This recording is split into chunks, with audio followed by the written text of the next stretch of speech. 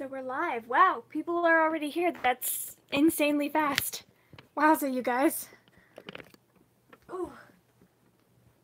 I know I'm going up a bit later than I said I was, which I did warn in my tweet that I'll be going up late, but it's because I was Skyping with my parents-in-law, Christopher's parents. And so yeah, I'm a little bit late, but hopefully you'll forgive that. I just realized I don't really have any way to look at chat except for like up on the screen. And the screen is not at a good angle for me. So I think I'm actually gonna go grab Christopher's laptop. But hi everyone. Good that you're here. Hi. So I'm gonna go just grab that really quickly so that I can have something to look at the comments on, but I'll be right back, and I'm glad you're all here.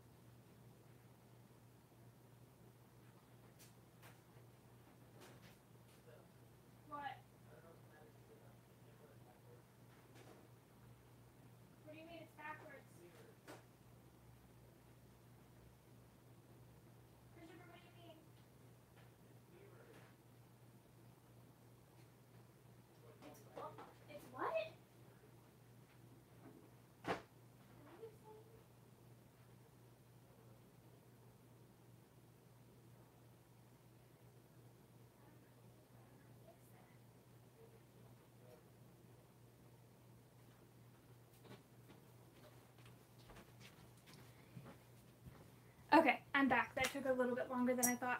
Christopher says that my camera is mirrored. Is that true? Are all my words backwards?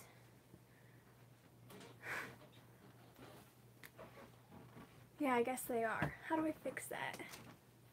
I don't know if there is a fix that. It hasn't been like that in the past though, right guys? Well, have you always done it with the camera facing you like this? I think so. I might have to stop the stream and do it so it's different. It's hard to do writing things. But I might have to do that. Let me see.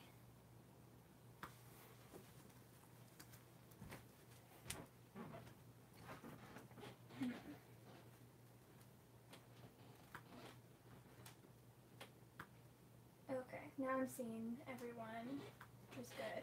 Okay. You might want to, you're going to work on your June TBR. That's excellent. You love my pants. Anything with elephants is a win in your book. Yeah, I got them from the store that I work at. It's a bookstore, but they also have like clothing and gifts, and I'm a big fan of them as well. Some of my first leggings that I've ever owned, actually. And I have like other pairs that have like flowers on them that are really cute. I'm gonna plan the last week in May in my June TBR, which has a lot of library books in it. Yes, I always struggle with planning library books. I'm really bad at getting to those. Hi Judith. Book reorganization after you work on the project you're working on. What are you working on right now? I saw your book hangover. Whatever it's called, book hangover thumb. Those pictures that you make. What am I thinking of? She made a thumbnail for the book hangover book club, and it's really cute. And she like made it. I'm talking to Christopher, but also to all of you. She made it with it's Chelsea and Julie, and Julie has long purple hair, and Chelsea has like this really pretty like bluey mint green hair right now, and it's really pretty, and so she made the silhouettes like that, and it was quite adorable. Oh, she's not going to tell us what she's working on. Well, fine then. But yeah, whatever it's called that you made for the book hangover is really pretty, and looked really nice. I liked it. I saw it on Twitter. Obviously. Okay, let me see. Alright, so, you make sure once it's done. Oh, please do. I always love seeing your bullet journal stuff too. Okay, so, since this is flipped, I'm actually gonna, I think, end the live show really quickly and do it from the other side and see if that works better. So, actually, Can you just I might actually just be able to do it like this, like Christopher said. Yeah, that's... Oh! That works. Yeah. Okay. Yeah, I'll put it up. Actually, so I don't need to end the live show. There you go. Oh, jeez. Is that good? Okay. Do you want to plug that in for me? Thank you. Aw, Christopher's the best. Okay. Watching on your TV and my cat saw you move the cord and tried to get it. That's great. Krista, you want to say hi to everyone? You didn't say hi. Hi. Hi. You can see me? No. I don't. Where's my head at? Oh, it's like lagging. I can't even. Those are shoulders. Anyway, I love you. Love you too. Thanks for your helpfulness. Mm-hmm. I swear I've done it forward facing before, but apparently it didn't do. I don't know. Whatever. Everyone's saying hi to you. Judith said she liked your latest video. Okay. Sorry that I'm blocking the camera. Apparently my sound is playing back on this a little bit for some reason. It's weird. I don't like it. Also, ignore my lovely foundation stain. I do my makeup on my bed every day, and I totally dropped foundation.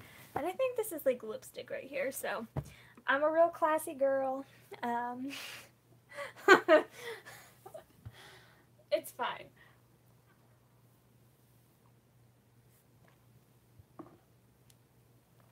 Okay. Ooh. So, I already do have a lot of my stuff planned out. So I already have this planned out all the way through like November. Yeah, December is the month where I don't have everything planned out for this. Which I can get rid of these too, because I got to these, so that's good. These were things that I was supposed to get to these days. I did stop tracking how many hours I listened to every day for a couple months there, because either I wasn't listening at all, or I was listening just barely enough that it really didn't feel like tracking it. We're using the random number generator to pick your reads from NetGalley TBR. Holy cow, how many books do you have on NetGalley? Well, Judith, I never said I was going to stick to these goals. Oh, yay, I'm glad that you're here. I'm glad you can be here live as well. 55! Holy frick! That's so many, Elizabeth. Holy cow.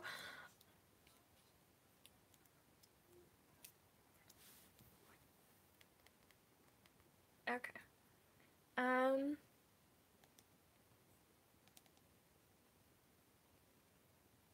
Anyway. Trying to get organized with my reading, but it's hard to keep track of everything. I agree. Which is why making lists is the absolute best. I wonder if doing it from an angle over here instead would be better. Simply for the fact that then there would be less shadows. I think that would be better. Sorry, this is kind of like laggy and jerky. You need a happy medium. Which is why I like planning like 1 week at a time. a lot of times, like, this is excessive, but this was just me trying to, like, buckle down. Unicorn, back to you, too. You're gonna count your TBR today because you lost track of them. I have no idea what my TBR is. Definitely in the thousands, though. I do like doing weekly goals so that way I can, like, either try to surpass them, or if I don't meet them or whatever, I can be fine with it and, like, check at them weekly, which I really enjoy, and that seems to work for me pretty well. But the reason I did this excessive planning was really because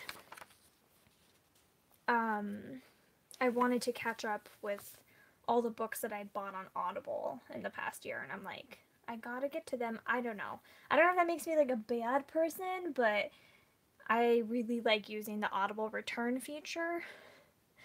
If I gave a book less than 2 stars, not less than 2 stars, if I give it less than 3 stars, I return it. So if I give a book 3 stars, I keep it because I'm happy with that and it's something that I may read again. But if I give something less than 3 stars, I know I'll never read it again because I either really didn't like it or hated it or felt very, like, what's the word? What's that word I'm looking for? Where you just, like, don't care about it. And I know I'll never touch them again, and I like using that feature and, like, returning them. I mean, I've been subscribed to Audible for over 4 years and have spent so much money on their site and own hundreds of books on there and stuff, so, like, that assuages my guilt a little bit, I guess. But it's hard not to constantly return stuff, and it makes you feel, like, a little bit bad, but at the same time, like, I read so much that it just, I don't know. Since they have it, I might as well use it. So I like reading books within that year period so that if I give anything 2 stars or less, I can just get rid of it. Especially if I DNF books. I just returned 3 books that I DNF'd, and that felt really nice to, like, not have, like, wasted that money on them. Felt like it was the same with physical books. Although we do buy most of our books used, and we can turn them in for credit, like, maybe not quite as much, but we can still turn them in for credit, so that makes it worth it as well with turning books in. Yes, the service is there for us to use, and I get that, but it still makes me feel, like, a little bit bad that I'm like, oh, I just returned, like, 6 books. I'm sorry, I didn't like any of them. Especially if, like, since I read romance books, and I think here's the issue that I personally have with it myself, and if anyone else does this, like, it's totally fine, like, but me personally, I'm like, well, since you read romance books, a lot of them aren't, like, super connected or just connected enough, and you can read them as standalone stories, and so if I hated book 2 in the series, I may just return book 2 but then continue buying the series, and that's where I'm like, well, I know I returned the previous book in this series, but I'm gonna keep buying them and just return all the ones that I don't like, that makes me feel weird. But yeah, I've still kind of done it with the Bridgerton series, so I'm like, I don't know how I feel about this, but whatever.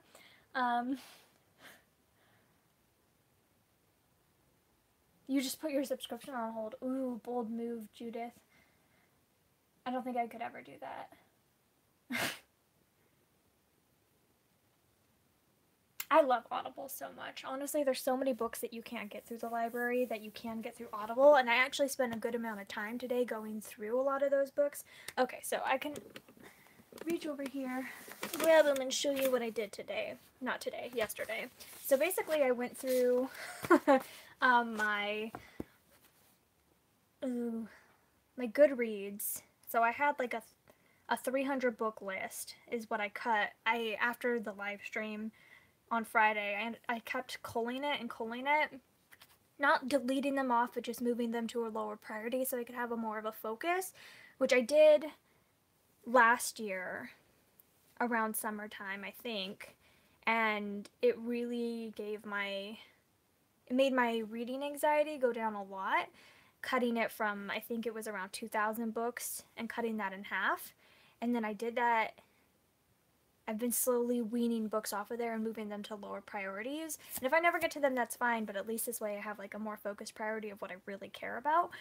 And so what I ended up doing after I cut it down to 300 books, is I ended up going through and basically doing that thing that they do in sports with like all the teams like pitted against each other, and then you'll pit the next ones against each other and all that stuff. And I basically essentially ended up doing that and going through 2 books at a time and deleting books. Not deleting them, but moving them to a lower priority. And I did that, and I got it down to this list. I think it's about 60 books of like my most priority books. Actually, I don't think it is 60. I think it's 30. I did get it down to a 60 list, and then I cut it down again. So that's 1, 2, 3, 4, 5, 6, 7, 8, 9, 10, 11, 12, 13, 14, 15, 16, 17, 18, 19, 20, 21, 22, 23, 24, 25, 26, 27, 28, 29, 30, 31, 32, 33, 34. So I got it down to 34 books, which is really good, and that's like a nice like focus for me. And then from there I cut it down again, and I got it down to 24 so I can have a little bit bigger font. And I ended up going through and writing where I could get each book from. So like this one I already own on Audible, this one I can get from this library account, this one I can get from this library account, Audible, Hoopla. No libraries have this yet, but I can buy it on Audible, but I'm waiting to see if any of them will buy it.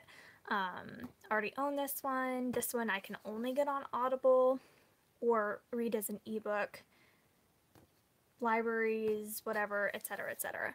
Actually, I can update this. Midnight in Austin Land I can get on the Audible romance package. And same thing with Level Up by Kathy Yardley. You can also get on the Audible romance package. And I actually took advantage of that and read this book today. So check, I already crossed one of these off. Okay, what are people saying? No need to be guilty. They generate so much revenue. Plus, like you said, you've had it for 4 years. Yeah. That's kind of how I justify it. You have 3 credits, and I have a ton I haven't listened to, so I want to catch up. Yeah. Hi, Keisha. Good to hear from you. I'm glad you're here. So, yeah, essentially that's what I did today, and I went through and saw which libraries had what, and I wrote down like every library that had each book, so that way I could have multiple options and not have to like type in the name of the book and put it in every one again. I could just look at this list and know where I can get them from, which is quite handy. If you guys care about my short list at all, I have Foundation by Peter Ackroyd, Slightly Dangerous, which is book 6 in the Bedouin Saga. Whoops. Need to move that down. Book 6 in the Bedouin Saga, Slightly Dangerous by Mary Balog. Murder of Crows. Book 2 in the Other series by Anne Bishop. Heartless, book 4 in the Parasol Protectorate by Gail Carriger. A Tale of Beauty and Beast, which is book 2 in the Beyond the Four Kingdoms series by Melanie Sellier. Mad Hatters and March Hares by Ellen Dalto. It's a short story collection. Nefertiti's Heart, which is a steampunk by A.W. Exley. I don't know how to say that. On the Island by Tracy Graves. Wives and Daughters by Elizabeth Gaskell. Midnight in Austenland, book 2 in the Austenland series by Shannon Hale. Wraith by Helen Harper. Bright Smoke, Cold Fire, which is book 1 in that series by Rosamund Hodge. Duchess by Night, which is book 3 in the Desperate Duchesses series by Eloisa James.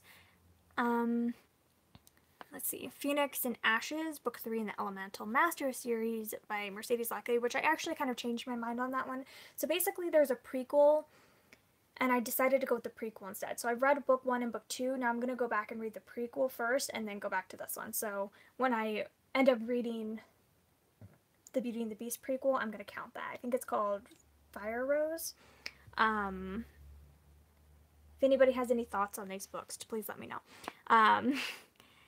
11 Scandals to Start, To Win a Duke's Heart by Book 3 in the Love by Numbers series by Sarah McLean, Winnie the Pooh by A.A. Milne, Wet Magic by E. Nesbitt, Act Like It, Book 1 in the London Celebrity series by Lucy Parker, Grave Memory, Book 3 in the Alex Craft series by Kalena Price, To Sir Philip with Love, Book 5 in the Bridgerton series by Julia Quinn, Summers at Castle Auburn by Sharon Shin, The Secret Diary of Lizzie Bennet by Bernie Sue, A Match Made in Spell, Lexi Balefire, Matchmaking Witch, which is book 1 in the Fate Weaver books by Regina Welling, and Level Up by Kathy Yardley. So those are all the books on my list. That was like my short list of like, these are the things I'm most in the mood for right now. You may see a theme with some like steampunk books. I have 2 steampunks on there. I'm very in the mood for steampunk right now. I have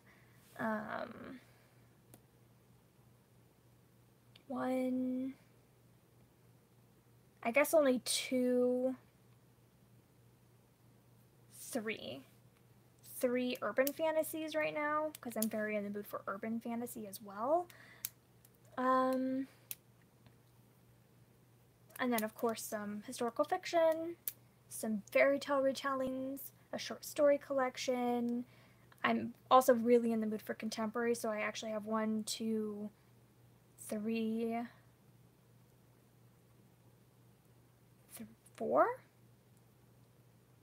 4 contemporaries, which is a lot.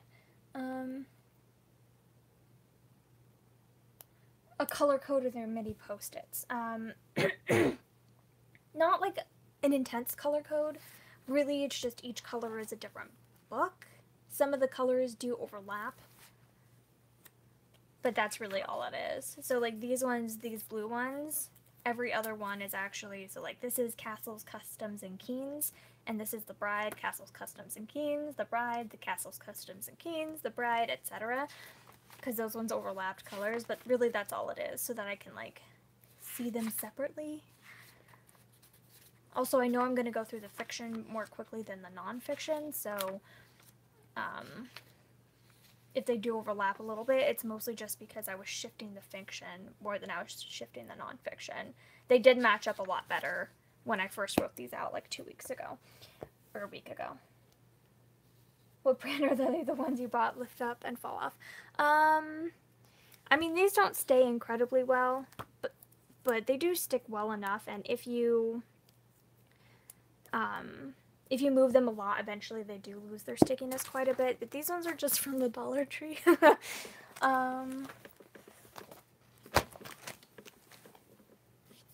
Which, yeah, you can see, like, some of these I haven't used up. They just have fallen off. They're sitting over there.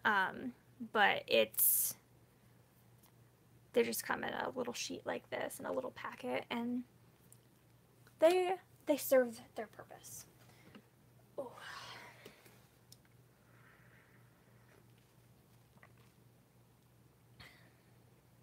My laptop's been broke for the last month or 2. I still haven't called about getting it fixed because the laziness is real. Oh no. Oh, that sucks. So I don't love the PJs. Thanks. They're my leggings. I don't know if any of you follow me on Instagram. I was doing a challenge which my March anxiety kind of kicked in the butt, and I didn't ever finish, even though I had quite a few pictures that I never uploaded because I just felt too sick about it. But I did a challenge on Instagram where I was posting Disney bounds, and I actually bought these for a Disney bound, but then never posted the pictures that I took with them, even though I do have them. I don't think I ever edited them together though, but I bought them to be Tantor from Tarzan, because he's an elephant. Let's see.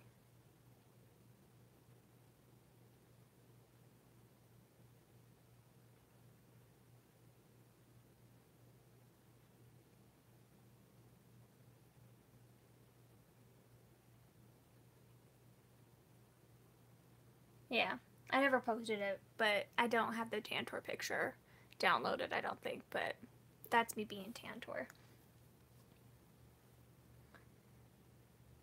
I just saw these leggings and I was like, they're too perfect to pass up.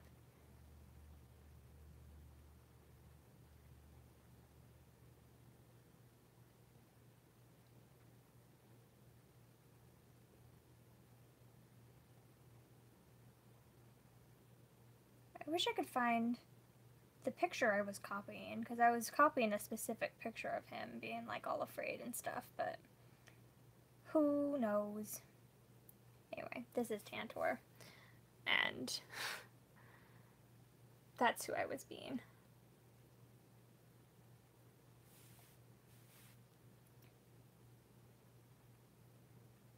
Need to continue reading Winnie the Pooh. I read the first book, but I wanted to continue the other slowly instead of devouring all the stories at once. Oh, that's cute. I don't think I've actually ever read Winnie the Pooh, like even as a kid. I was never super into the movies either, but as an adult, I love them. Christopher and I just rewatched Winnie the Pooh after he played Kingdom Hearts the last time, because you can go to the Thousand Acre Woods, and I think game, but you might be able to go in the first game as well.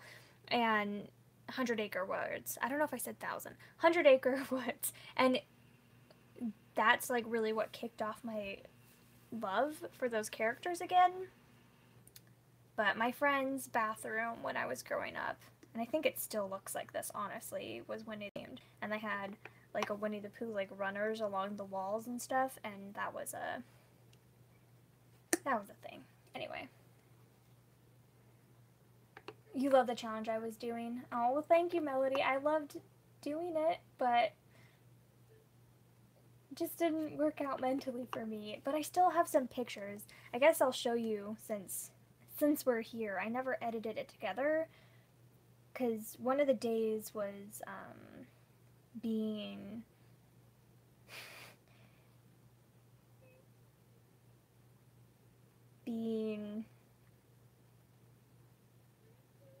a theme park attraction. And so the theme park attraction that I chose was to be the Haunted Mansion. And I ended up doing like 2 variants on it. Let's see if I can find a good picture. So obviously I didn't actually look like a mansion. Let me see if I can find the pictures though. I was very happy with my Haunted Mansion pictures, and I never posted them, and it made me very sad. I think the last one that I did was like my Merida maybe. But the Haunted Mansion one was really cool as well because it was like out in the snow because it had just snowed even though it was like mid-March. And I was very happy with how it turned out because I just thought like the shirt was so perfect, and I was like, it reminds me of wallpaper in the Haunted Mansion. And I actually wore this to work, and it was so much fun. And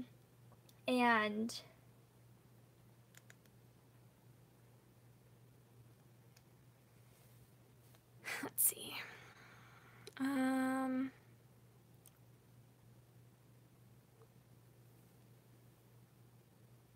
And like my hair was so crazy that day. I had the perfect insane hair for it and everything, and it was just wonderful. And the snow looked so good. I was so happy with this photo shoot. We got some like really cool things with like my hands, with the pocket watch and everything. And then I ended up doing a variant as well. Like I literally changed in the car and ended up doing like a haunted Nightmare Before Christmas one, because in Disneyland they switch it from Haunted Mansion to Nightmare Before Christmas themed. And I changed like my head wrap to be a bit more spooky, and I ended up putting on my Jack Skellington tights, and oh my gosh, my fridge, will you please shut up? And yeah, so like I kept the shirt but like changed the accessories, and I was so happy with how these turned out, and I was just like too depressed and anxious, and I never posted them, and it was so sad. I still want to go back and post them, but now I'm like, well, now it's like June practically, and there's no snow on the ground anymore, and it's just gonna be weird. But I had a lot of fun with it. Anyway, I got distracted. Okay, So, you just saw some of the pictures. Thank you. I appreciate that, Livy. I'm not thrilled about the new movie. I don't know. I'm just such a cynical person. And Christopher really likes it, though. And he was laughing a lot when we watched the newest preview that just came out. You just bought the Barnes & Noble edition, but it's not all of them. You want to see the movie as well. It's about Tigger and Eeyore. Oh, I've never watched the TV show. It's gonna give you all the feelings. And that outfit in mid-March in snow is... Yeah, it was... Christopher thought I was actually gonna be able to, like, walk in the snow. And I'm like, honey, these heels... No. Like, no. That's not happening. You want to see the Christopher Robin movie?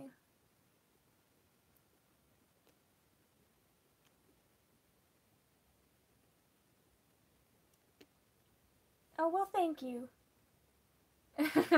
Oh, you guys are so nice, thank you. You could post it for a Throwback Thursday. Yeah, these pictures that I never posted. Throwback. But let me see.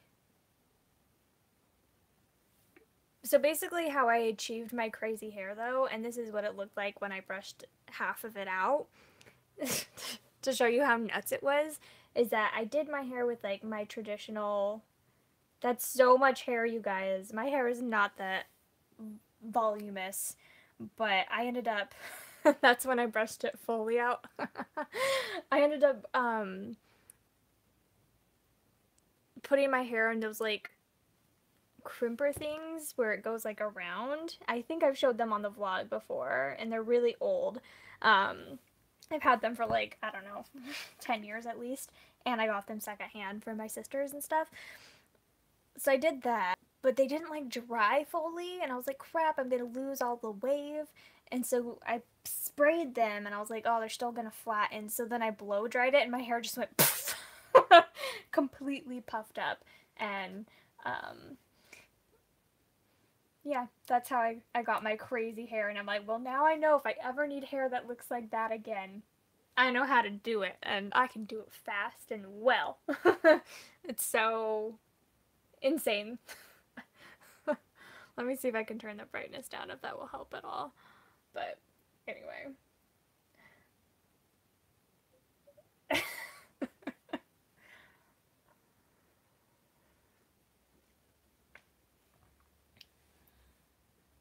Anyway. I also did Robin Hood, which the brightness might actually need to be up for this one a little bit.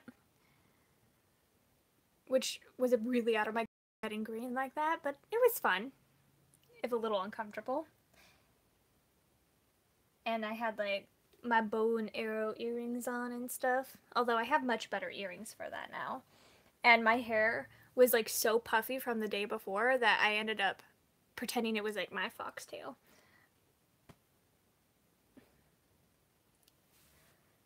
Oh, you guys are all laughing at my hair. Yeah, it was a bit nutso, but it was really fun. And then I also ended up doing one, I was really proud of this one, is I ended up being Hades from Hercules, obviously.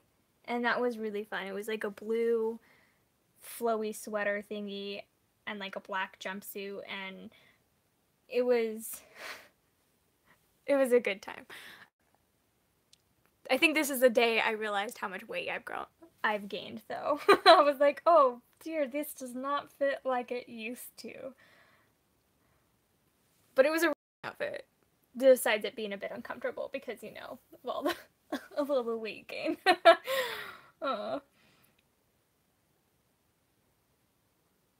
And then I also decided to be Morgana from the, what's its face? The Little Mermaid 2. And she's like an octopus, so I have this octopus necklace that I actually bought because of the parasol protectorate. It made me think of the octopus, and I was like, I need that necklace. And I was like, I can use it to be Morgana. And I did like tentacle hair. I was having so much fun for these, and I was like taking all the pictures every day and just not posting them because I was like so not great feeling.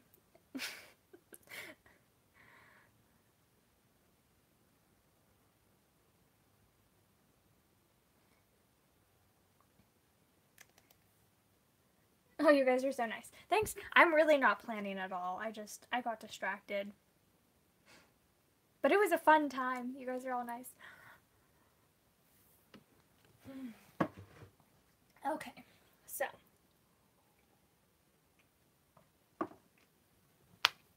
Here's what's up. First, I guess, since we're here, let's talk about all the books I've finished since our last update, aka Friday.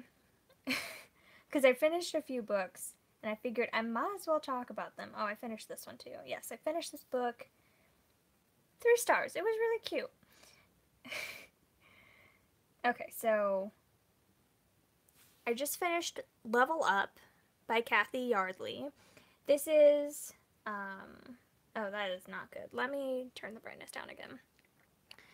Oops. So this is like the little contemporary romance about this girl who's works on video games and she's a coder.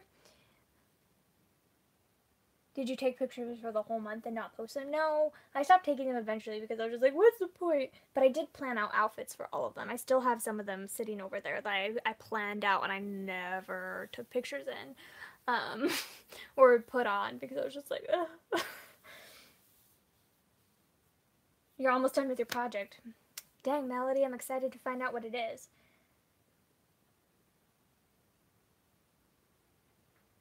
But this one, it was cute. It was a bit silly, but it was adorable, and he's like a nice guy, and she was just so sweet, and I enjoyed them a lot. It was just very short, and it wasn't like anything like world shattering, but it was sweet and cute, and I just really enjoyed it. It was just like a book to read if you want to read a cute contemporary that will give you like lots of happy feels. If you can get past all the misogyny of her coworkers. Not him as much, but a lot of her other coworkers. Okay, so I read that. I ended up reading Realms of Ghost and Magic by J.S. Malcolm, which is the first book in this series. The series is the Feywish Chronicles, and I really enjoyed it. It's the book 1 in a trilogy, and it's definitely a cliffhanger, and it made me very sad because the other books aren't on audio yet, so they're all out, but they're not on audio. And I really like the audio narrator, so I'm going to do a bit of digging to see if the other books are going to be picked up on audio. This was released by Tantor. They sent it to me for review on audio, and I really liked this one. I give it 4 stars. I'm such in the mood for like urban fantasy / paranormal romance, and she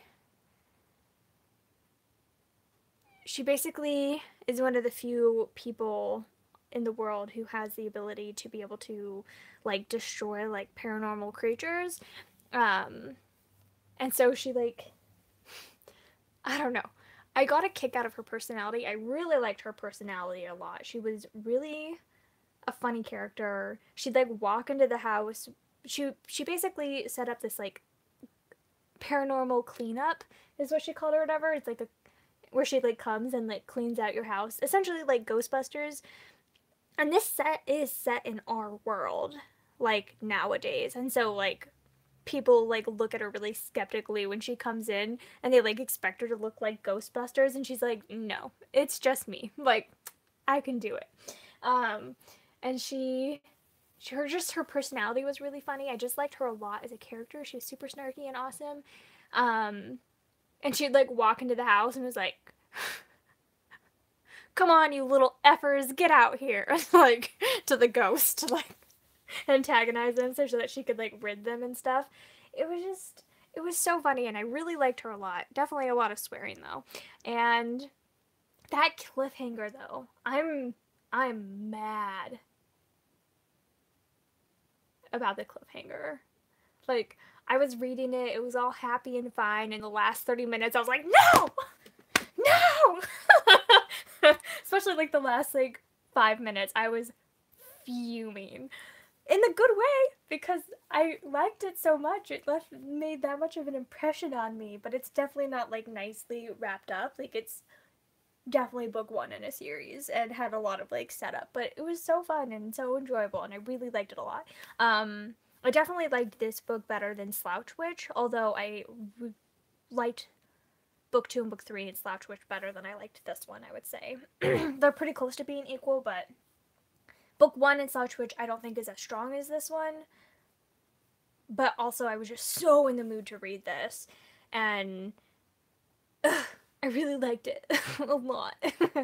I read that, and then I read A Princess in Theory by Alyssa Cole, book 1 in the Reluctant Royal series, and I'm not the happiest camper about this book. The cover art is beautiful. Definitely my pixelated screen is not doing you justice on this cover, so please look it up. Her dress is beautiful, and actually, I like listened to an interview with the person who made this dress, like way before the book came out, and it's like apparently like based on like African prints and designs and stuff, and like a lot of like passion and like heritage went into this dress, and it's stunning. And the characters look exactly like they're portrayed. Like him especially, he looks exactly as he's described, which I really appreciate, especially on like a romance book, because so often they don't look the way that they're described at all. But the story itself I had some problems with. Quickly, let's look at cover 2, because cover 2 is also really beautiful, and I believe the same person designed the dress. But it's so pretty. So definitely look these up if you want to look at some beautiful dresses. Let's see. What were people saying? Judah says, I love my witch mystery books. I've been addicted for the past 2 years. Yes, definitely try Slouch Witch. It's good, and so was this one. And Libby says you may have to check it out. I recommend it. I liked it so much, and again, it was just like so much what I was in the mood for, and it was super short, like less than 6 hours. So also something that was nice to get through, because not having been reading as much as I was earlier in the year, it's nice to read some short books to like get me back in the flow. Especially after reading really long books like Kristen Ashley's like 20 plus hour books. It's nice to read like a 5-hour book. Anyway. Oh, so A Princess in Theory. Ooh. So I was enjoying this book. What's that movie called that came out around like, I don't know, 2005 or 6, about the prince, and he's like kind of a twat, and she like doesn't realize who he is right away, and he like ends up coming to America, and they fall in love, and it's like really dumb and bad. What movie is that? Do you remember what movie that is? Anyway, it reminded me a little bit. Whoops. It reminded me a little bit of that book. Yes, The Prince and Me. It reminded me a little bit of that movie. What is the first book in Slouch Witch, or is that the first one? Slouch Witch is the first book, and then Star Witch, and then Spirit Witch, and then Sparkle Witch, which I haven't read yet. It's just a novella. Yes, The Prince and Me. Oh my gosh. I haven't watched that movie since my sister lived in her old house, which I think she moved into that house in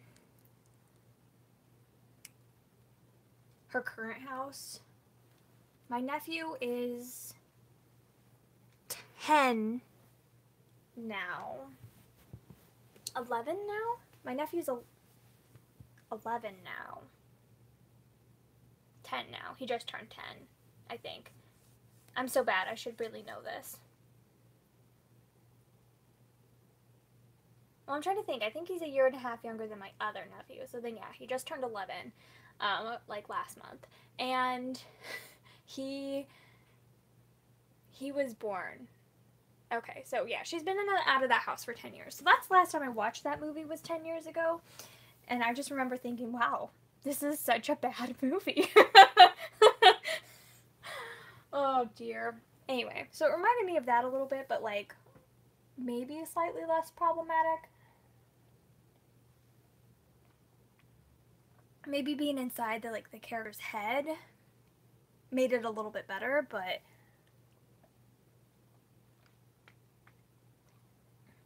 all I was imagining the whole time was like the prince from Black Panther.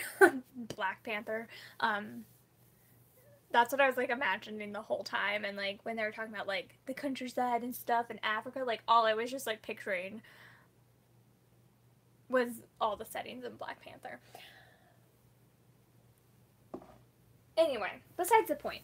So, this basically is... They were, like, engaged when they were children, and then her parents, like, left with her, and they never heard from her again, but even though they're betrothed. And he's, like, always, like, harbored this, like, grudge about her, like, never coming back, even though they left when she was, like, 4. And so now it's like 20-something years later, and she's a scientist, and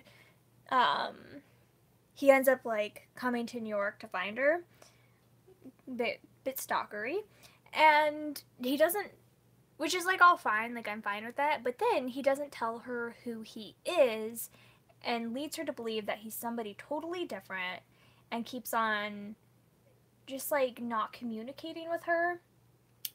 Which I guess I would have been fine with up to a certain point, but the longer that he kept putting it off, the more I'm like, ooh, this is going to turn into, like, a really messy situation. And then, to spoil the book, sorry, only about halfway through, he ends up sleeping with her while she thinks he's somebody else. Which I have, like, major consent issues with because, like, yeah, maybe she consented to having sex with Jamal, but she didn't consent to having sex with this prince or whatever, and she didn't know, and I felt it was very deceptive.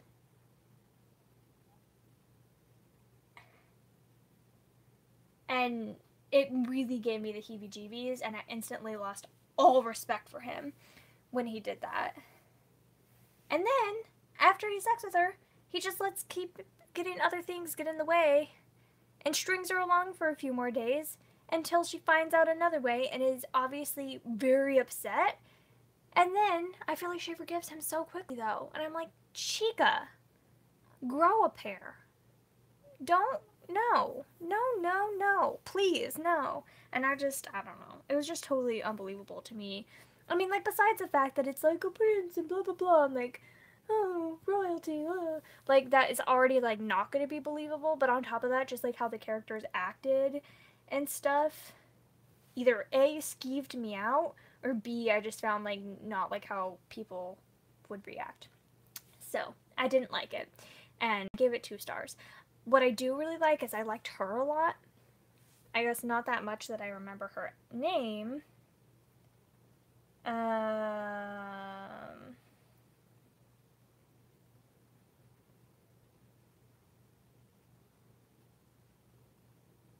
I think they pronounced it Naladi, is how you said her name.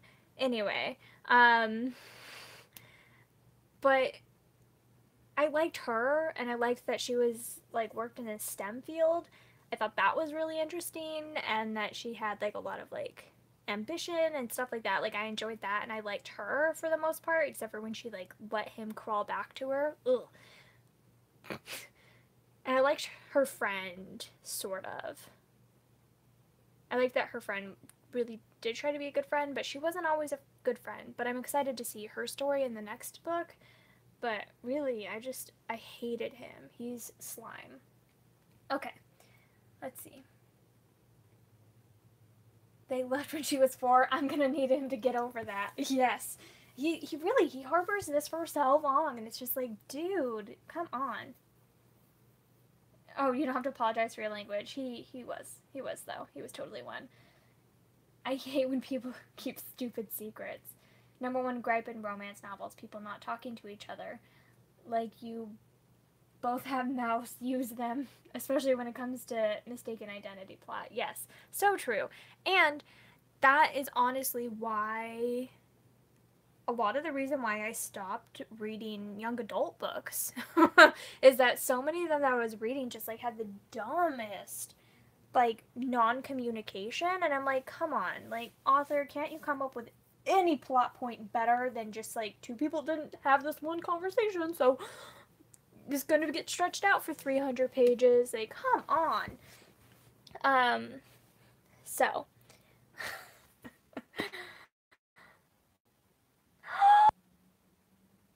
oh my gosh, Christopher, come here. Oh my gosh, Melody. That's beautiful. Yes? What? I want to see. Oh, that is awesome. Isn't that great? That's the coolest thing I've ever seen. You even got like my roots going into my hair, which is really funny. I love it. It looks I really like Giselle's lips. I think so good. Oh my gosh. I love how our hair really is like the same color in real life because we did the same things to it for the most part. So Oh, I love that. That's that great. is so cute, and you got like everything. Oh, that's so stunning. I like Giselle's lips. I don't know why, but I do. I like them too. They're such a good color. Like, I would wear that lip color. She in has a worn that lip heartbeat. color. Oh my goodness. It's beautiful. And the background's purple. That's Christopher's favorite color. Yeah. And, oh, I love it.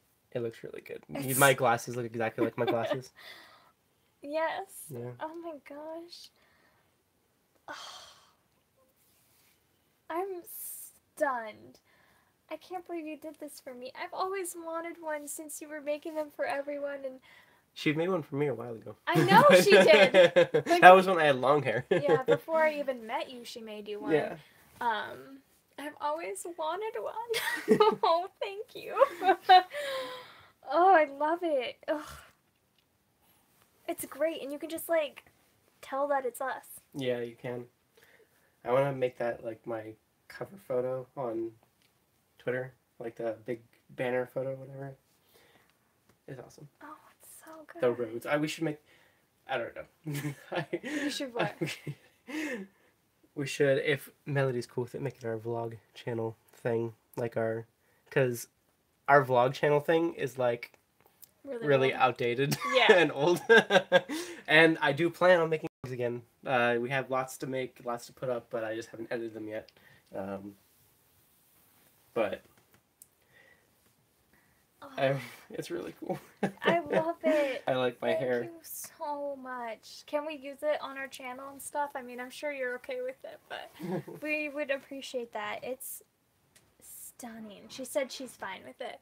Thank you. Oh, I love it. Oh, this makes my heart sing. It's so good. There's a reason you make graphics, girl. That you should keep doing it because you're so good at it. I don't know how to save this besides just taking a screenshot of it, so. She said she'd send you the file. Oh, did you? Oh, you can send the original file to me. Well, thank you. Oh, I think I want to make it like my phone screen. Like, I love it. Oh, it's so good. I like that you put the roads on it. And that she has, like, our new looks and like, everything. Yeah, our new looks, their matching hair. And the roads, like, we're like a royal family or something, like the roads. Oh, I love it. Thank you so much. Like 8 million times.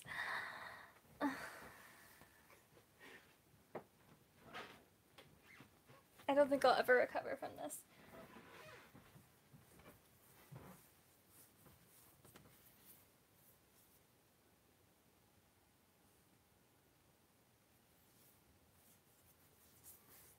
You're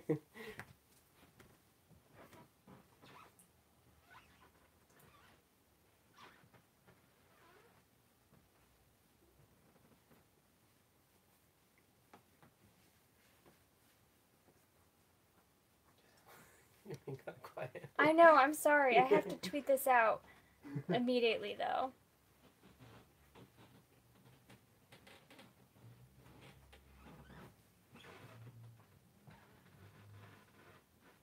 It can't wait. I'm sorry, you guys.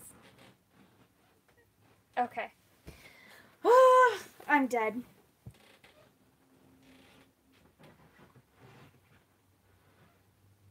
Okay. Oh, thank you.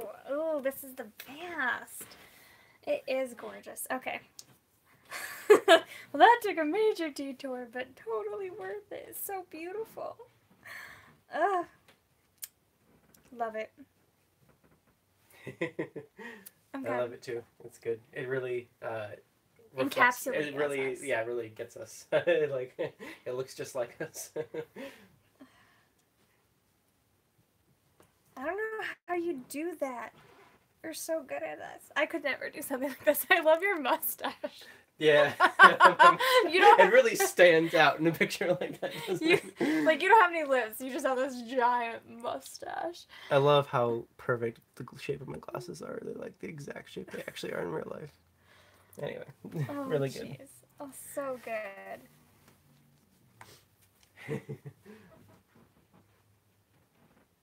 Yeah, officially. We have in our apartment 3 signs that say roads on them, and I just want to put that with it, so with the roads on it. Yeah, printed out. Yeah, great. Have it framed. I want to go look at Chelsea, the one that you did for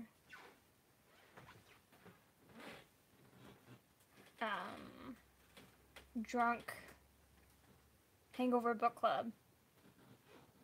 Drunk live show, whatever. I don't know if I'll be able to find it though. I think she retweeted it, but I want to find it so I can compare how you did them. Yeah, because you normally don't put people's lips on. It does the silhouettes without the lips.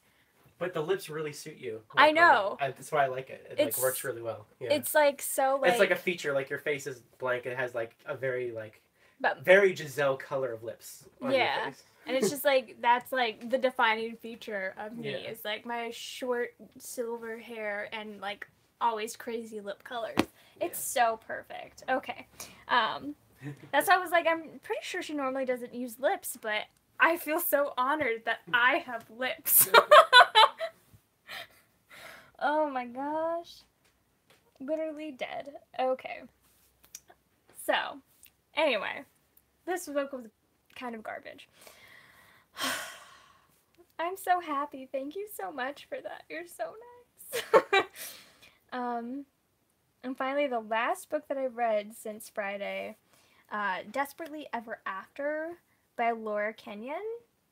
This is book 1 in the Desperately Ever After series. It's a trilogy. I think this book came out in 2014, but the audio just came out this year, and Tantor sent it to me for a review. And I liked it. It's really weird. So basically, it's a weird mix. I guess almost, I don't know. A weird mix of fairy tales and that history, but mixed with a very modern twist or whatever. I'm pretty sure it talks about her wearing essentially a juicy sweatsuit with something I think royal written across the butt and stones and stuff, ridiculousness. Or I'm pretty sure they all have phones and stuff like that. It is modern, but then they also wear ball dresses and ball gowns and all this stuff, and have these very what? She sent us the file on our Rhodes vlog email, but it's an Illustrator file, so I'll have to open an Illustrator on my computer. Oh, okay. So we can save it as you can. I want to make it my Twitter thing, but yeah. This is the vector file and stuff, which is awesome. Oh, I love it so much. Thank you so much, Melody. This honestly just made my year. Love it. You're so nice. Anyway, ugh,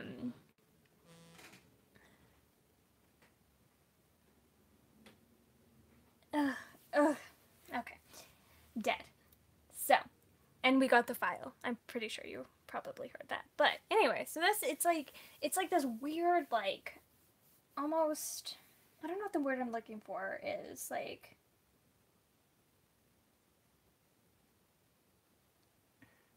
very like aware retellings, and essentially the main players in this are like Beauty and the Beast, like the main fairy tales that are being told: Beauty and the Beast, Cinderella, Rapunzel, Sleeping Beauty, Snow White, and The Princess and the Pea.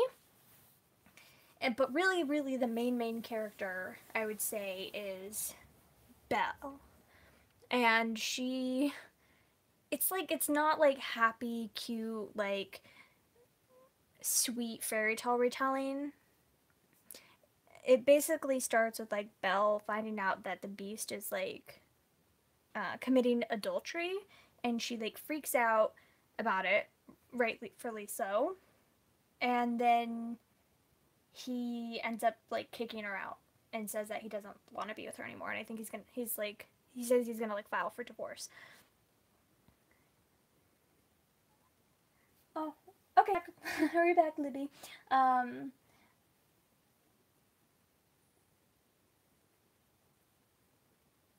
Christopher says he'll be able to open it on the computer, so that should be fine. You're gonna go back to books. Oh, thank you so much for doing that. I can't believe you took the time to do that. You're so sweet. I'm I've never used this expression in my whole entire life, but I'm shook. I feel so ashamed for saying that. Anyway, thank you so much. I love it. Anyway, so like, it starts off with this like not great thing, and so she ends up like leaving and going and staying with Rapunzel. And Rapunzel's the only princess that isn't married out of all of them.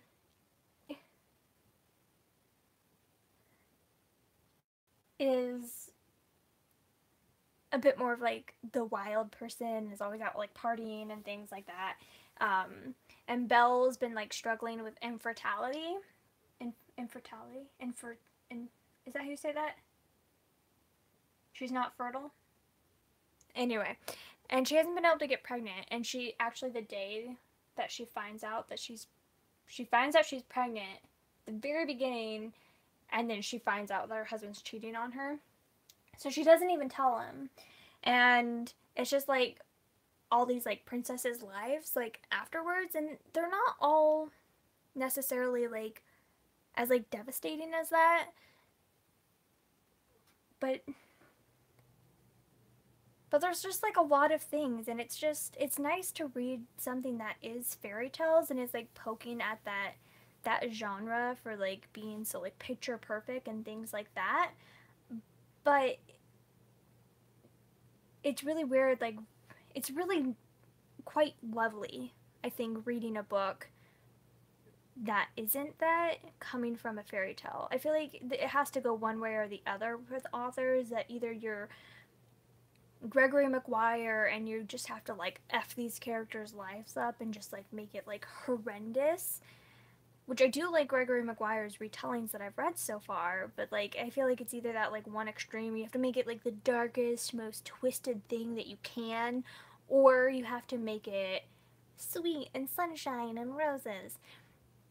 And I like both of those, but it was really interesting reading something that was just not either of those. That like, I think it's great having a fairy tale story where things don't work out, that she ends up leaving and becoming a better person because of that, and that she's able to get back control over her life, that she's completely had to sacrifice, like living in the palace, that she's able to take care of herself again in a way that she wasn't able to before then, because everybody was doing everything for her and she felt like she couldn't breathe. And she's able to like get a dog, and she's going to be a single mom, and she's so excited about it, and that she's finally going to be able to like have be her own person again. And you see Cinderella like struggling with like not being the same person she was 10 years ago, and not being able to like fulfill all the dreams that she had and all the things she wanted to do. And now she has 4 kids and she's struggling like balancing that. And you get to see like Snow White dealing with like infertility, and not infertility, I guess, but like miscarriage and things like that, and not being able to like be a parent in that way, but then like taking the moves to being like, well, we're gonna adopt instead, and I think that's gonna be the best thing for us. And with, I'm sorry that the fridge is squealing, and seeing Rapunzel like deal with this trauma that she suffered because her parents gave her up, and the person who was supposed to be taking care of her kicks her out when she finds out that she was having like seeing someone, and having to like land on her butt and like pick herself up from that, and like what she's built for herself after that. And like it was just so like refreshing seeing that in a fairy tale retelling setting. And Christopher, when I was describing it to him, he seemed almost like, I don't know, like against it, and he's like, that sounds like the author's doing it simply for the fact of messing these people's lives up. And I didn't see it that way at all reading it. It was really quite lovely what they did, and I thought it was just so interesting. And none of the things that happened to these people seemed to be like gratuitous. Like nothing was there just for like the sake of it being. That everything played a reason. And I think it's just like, one thing I really like about Kristen Ashley's books are that she writes older, divorced, I don't know, like fatter, all these different things that you don't see in the norm of like 20-something / early 30s and romance or whatever, like being in 40s or 50s and like things like that, and having a career already and things like that. Like in romance novels, that's something I really like about Kristen Ashley's books, that she's able to do that. And even if I don't always like the execution, I think that the idea is always really like good, and I think that's really cool that she does that, and that's something we don't see enough in the romance community. And so the fact that this book like had so many like subjects that you wouldn't normally see, or that maybe you see but they're not like the main focus, and it was really interesting. Melody says she might pick it up. Libby said she might pick it up. You already want to know what is after. The Book of Lost Things by John Connolly.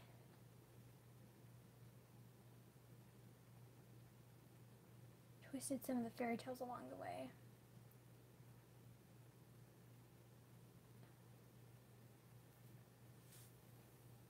The Book of Lost Things. No, I haven't. Let me look that up. But I really liked this book, and like, I mean, it was definitely silly. I laughed a lot, like despite of like the heavy subject matter, and it did take me a bit to get into. I think mostly because I wasn't expecting it to be so like harsh right off the bat, and so I was like kind of shocked, and it took me a bit to get into because of that. But ultimately, I ended up liking it, and I'm excited to see how it goes, because how it ends, I'm like, okay, like there's a lot more to come from these characters, and it's really interesting. So I'm excited about that. Book of Lost Things.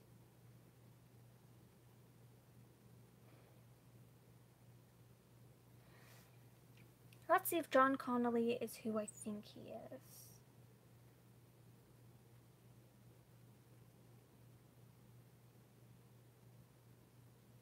Yeah, I think he is. He like writes thrillers and stuff. He's in the mystery section of our bookstore. Okay, that's what I thought. I didn't know that he did a fairy tale thing, except for I did, because I have it marked as my fairy tale list. Oh, I remember. Okay, yeah, now that I'm reading the summary. Okay, yeah, I remember this book. When people were talking about it a few years ago, which is weird because it came out so long ago, but I remember several people mentioning it on their channel. And I remember when I was looking at it on Goodreads, and I wasn't sure like where to put it, because it's not like necessarily a retelling, but anyway.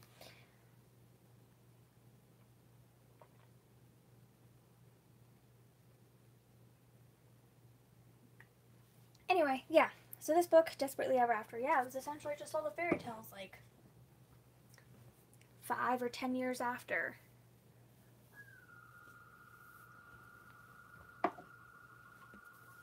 And I find books with like divorcees and miscarriages and stuff like that, like really hopeful. And that makes me really happy that this author decided to do that. And again, it didn't seem like gratuitous. Like it had a purpose, and I didn't feel like it was like doing a disservice to the fairy tales. Anyway, so now that we've been rambling for an hour and a half, let's try to do some actual planning. In case you're wondering, by the way, I have a Stranger Things shirt on. I got it from Target.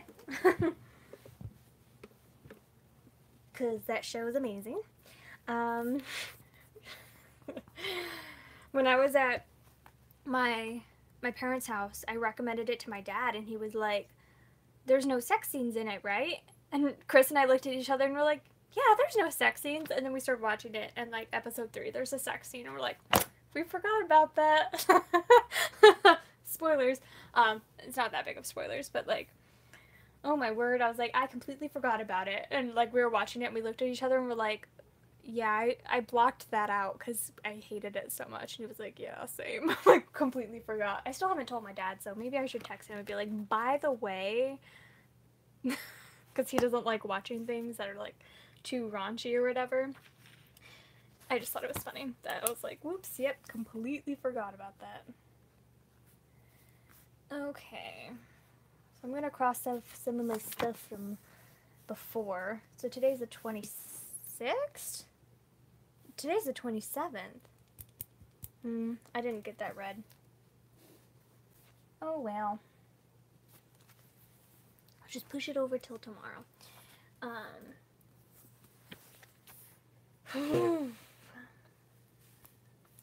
Okay. Now that I'm not reading quite as many Audible books as I was before, like I am focusing on like library books and like the Audible package and stuff more, the romance package,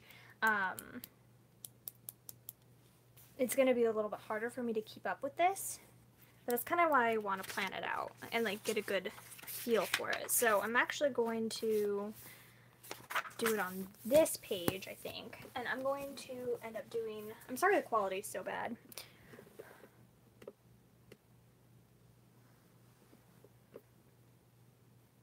I got 20 of the books I want done for May. Holy frick, good job. That's amazing. I really wanted to have the goal of, like a book a day.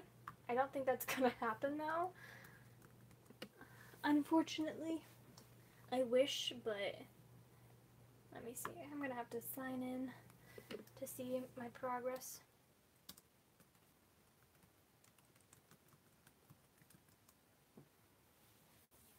But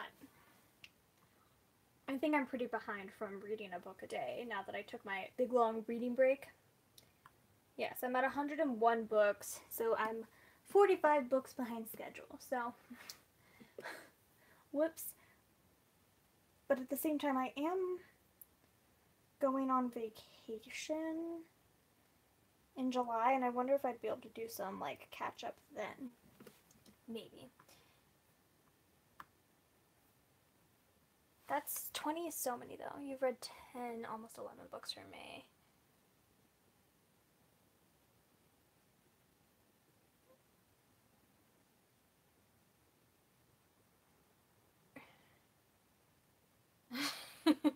The fan fiction hole. I don't know. Like, I'm not really too concerned, like, if I don't hit my, like, initial, like, goal or whatever. My initial goal at the beginning of the year, I said in my goals video, was, like, between 100 and 200 books. I would like to do more than that, but I've already hit 100 books, so I think 200 or 250 would be really great. Sorry, I need to stretch my legs out. I think 200 or 250 would be awesome. but I don't think it's gonna happen. Yeah. Anyway. Sorry, my knees are just starting to hurt. Ugh.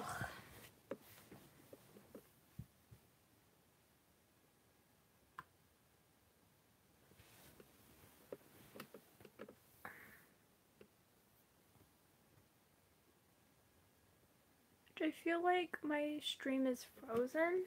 I'm not seeing any movement happen. Okay, now I am. I wasn't for some reason. Okay. Oh, there it goes. Yeah, I was frozen for a long time. Okay. Well, anyway. You're so behind on your reading. You're ahead on your reading goal. Shut up, Libby. Just kidding. Not really. But everyone else is like, I'm so behind, I'm so behind. And Libby's like, I'm ahead. Don't rub it in. I don't know. I'm really not too fussed. And, like, Goodreads reading challenge has never been something, like, very stressful for me. And I don't know. I adjust it as I go on how I'm feeling. But I feel like 250 is probably what I'll get to this year. And I'm more than happy with that. But I do want to focus more on books that I'm just really excited to read. So these are all the books that Tantor sent me. I've gotten 5 off of my list. So I want to fit at least a few more of these into June. But as far as June, I do also want to write out like a TBR for June as well, because this isn't really my TBR for June. This was really just to like hone myself and to think like, stop picking up books that you don't care about very much, because I do that a lot where I'm like, well, I might as well read this because my sister checked it out from the library, even though I really don't have that much interest in it, but like I might as well, or like, I might as well read this because it's available from the library right now, blah, blah, blah. And I'm like, no, maybe you should focus on the books that you've been wanting to read for years, that you really, really, really want to read, and stop procrastinating them like a crazy person. And that's really like what I want to focus on. Let's see.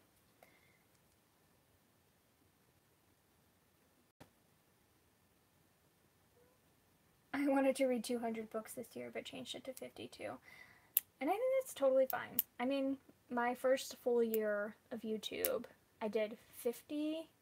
No, I did 60. And my second full year of YouTube, I did 52. And that was only because I read a lot of graphic novels. I think about half of those were graphic novels or manga. So, I think 50 is quite awesome, especially if you have a full-time work and if you read, I don't want to say legitimate books, but like full books over like manga like I was doing. Not that manga doesn't count as books, it totally does, and I do count it for that, but reading like full-length novels, like 52 is a lot of books.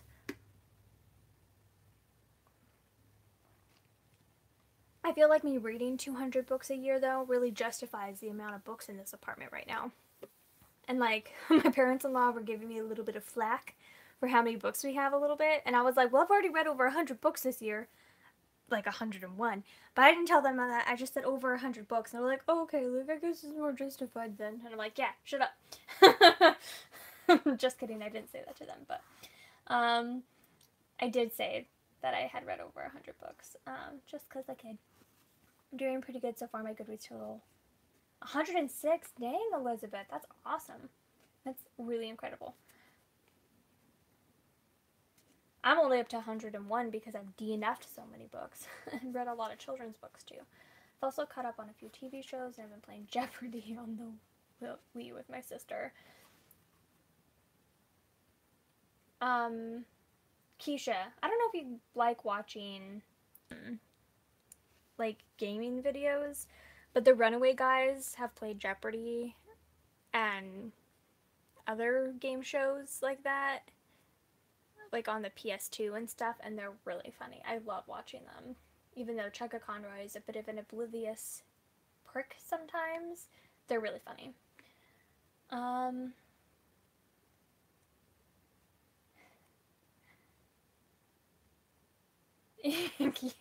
Yeah, you keep buzzing in like you do.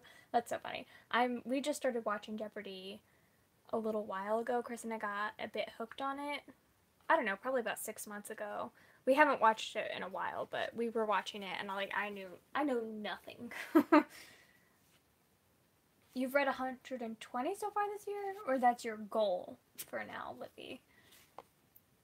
You're planning your reading right now. Hi, Lizzie. Thanks for stopping in. I'm glad you were finally able to catch a little bit of this, at least live. I did announce that I was doing it on my Twitter. I don't know if you follow me on there, but I'm maybe going to try to start, like, announcing when I'm doing them a little bit in advance. I should probably just learn how to, like, schedule live shows, but ain't nobody got time for that.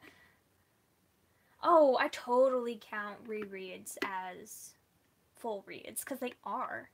I mean, if I didn't count rereads, that would just be dumb, because I love rereading so much. I really want to reread more.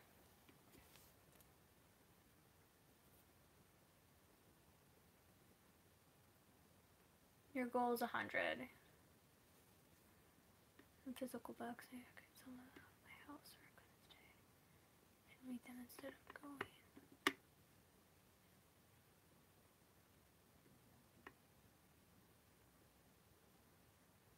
Hashtag one day.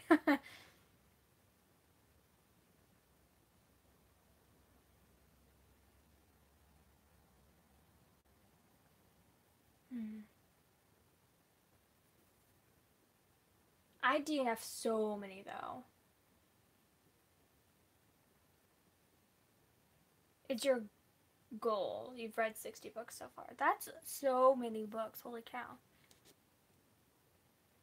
The Runaway Guys. Yes, it's Tim's the oldest, and he has a lot of potty humor. He's a bit ridiculous. And Chugga Conroy is, like, really quite naive. He's not that young. Like, he's, like, I don't know, like 26, 27. Like, he's not super young. Like, he's not, like, a teenager, but he's so naive. It's ridiculous. And then Proton John is, like, the grounding force in the group, I think. He keeps the other two, like, tied down, and he's quite funny.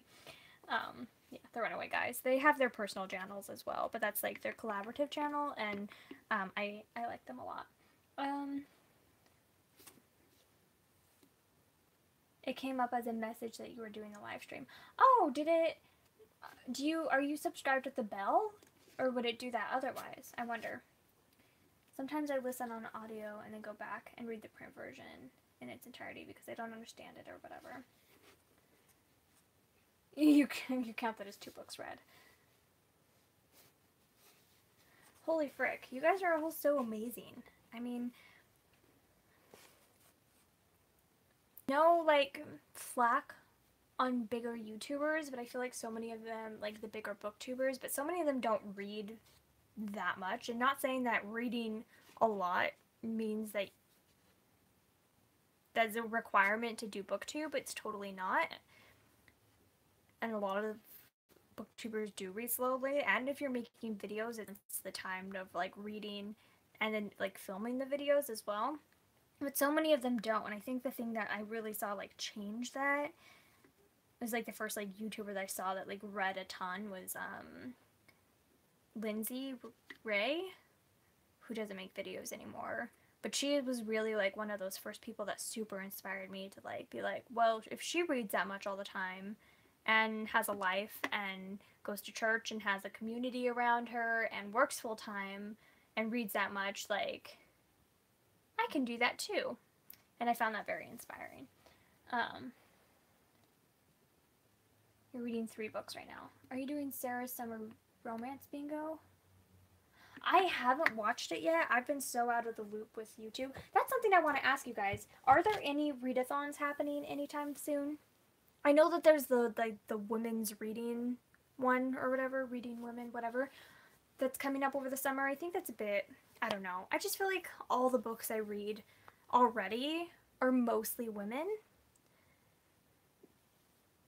That me, like, specifying it any more than that and trying to read things that I don't feel like super reading is not really necessary for my reading taste right now, just because I would say about, I don't know, 5% of the books that I read currently are by female authors. But besides that, I haven't really seen any But if you guys have any, I really want to do some readathons, and doing readathon vlogs I think would be really fun. But I'm definitely going to check out Sarah's video because it sounds really fun, and that might be a fun thing to do. The NetGalley arc right now that's nonfiction. It's called American Detective. Oh no, I cannot do true crime. True crime freaks me out. Like, I can barely do like mystery. The fact that it's like things that really happened. Nope. Yes, please do, Libby. That would be super helpful because I really want to do some. I haven't seen the actual Jeopardy show in a while, but it came across some full episodes on YouTube, and I'll probably start watching it again. Yeah, that's how Chris and I fell into the rabbit hole. Actually, what started us doing it,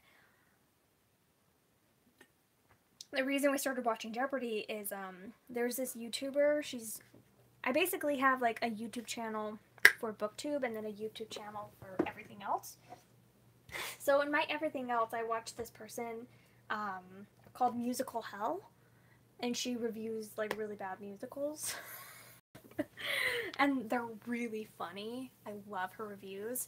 And she, in one of her videos, she showed herself, like a clip of herself on Jeopardy, and was like, she pretends, so basically her whole thing in Musical Hell is that she's like a demon, and her like curse is that she has to like watch these bad, like horrible musicals and review them, and like that's her like eternal torture or whatever. And so she's like constantly being forced to like watch all these, and so like she's pretending that she's in character when she does her reviews. And so that human, she like talks about herself in third person, was like, well, yes, you I don't know, whatever her thing was, she's like, what is like whatever, and she put that in there as a clip, and she's like, yes, you smart human. You beautiful human. And it was so funny. And that's like what started us, because I could not find those episodes for the life of me. I looked and looked and looked and looked for like hours trying to find them online somewhere because they were like a little bit older. And then I finally gave up, and Christopher's like, what are you doing? And I'm like, I'm looking for these random Jeopardy episodes. And he like found them. It took him like half an hour at least, though. Like, even Christopher took a while for him to find them. And we started watching them, and then we fell down the rabbit hole and just watched like a ton of Jeopardy. Have you looked on Facebook? There's a Facebook group. Like, we have a readathon every month. I don't know. Facebook gives me anxiety. I don't like Facebook. We've also been playing Family Feud. I think I can sign up for that show and not be a failure at it. I only watched Family Feud for the first time like last year, surprisingly, and it's interesting. I don't know. I'm not the hugest fan of Steve Harvey personally. That's the person who hosts it, right? I'm a little indifferent, or a little bit less than indifferent. It just I think it's his mustache. It makes me really uncomfortable. But I think that's my biggest problem with Family Feud. Like, it's like fine. I just don't love it. Let's see. Thank you for sending me that list, Libby. I appreciate it.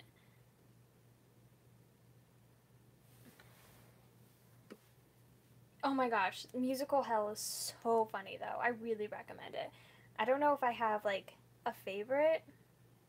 Let me see if I can pull it up. Musical Hell. And she only has 13,000 subscribers, which I think is a shame because she's so good. Okay, so she has 70 reviews. Honestly, they're all good. Her one for Mamma Mia was really funny. And granted, I've never watched like most of the ones that she's reviewing. Oh, she reviewed Joyful Noise, and that was pretty good. She did Phantom of the Opera and Love Never Dies. Oh, Chitty Chitty Bang Bang. Her Chitty Chitty Bang Bang was really funny. Let me see.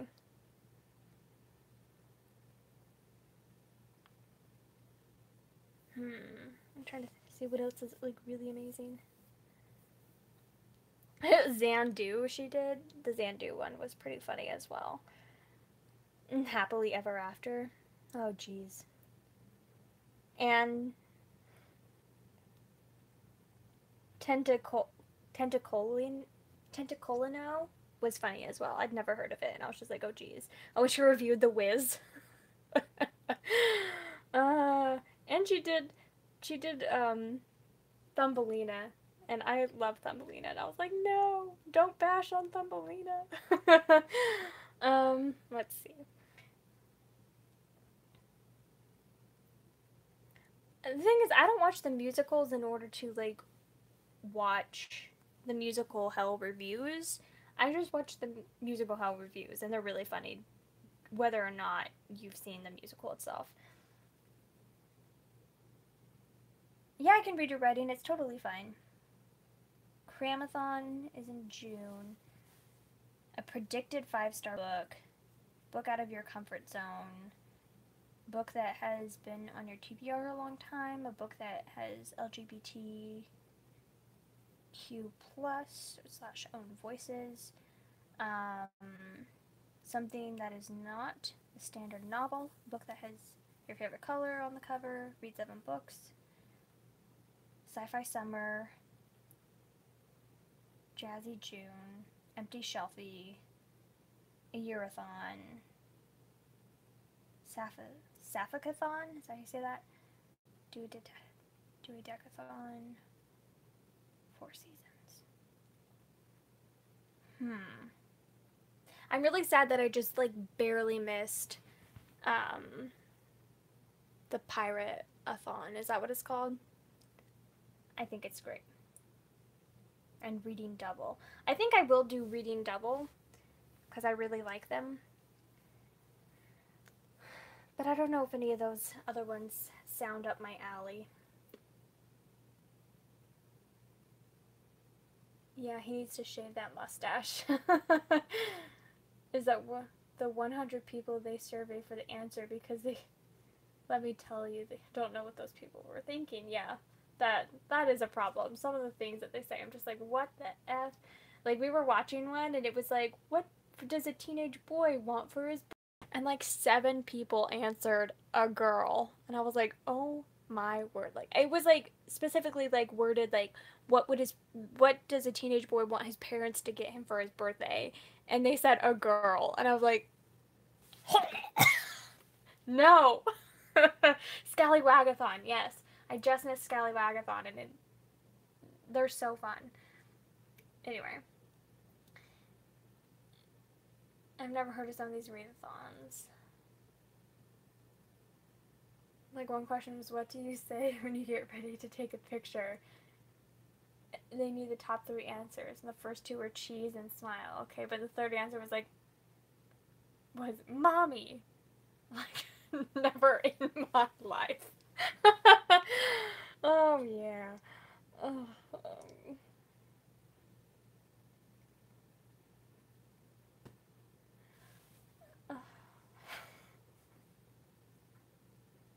Mommy.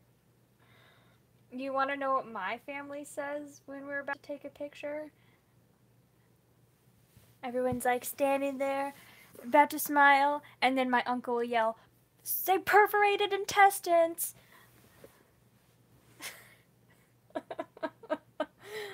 Oh, my family's the best. Okay, so let's see.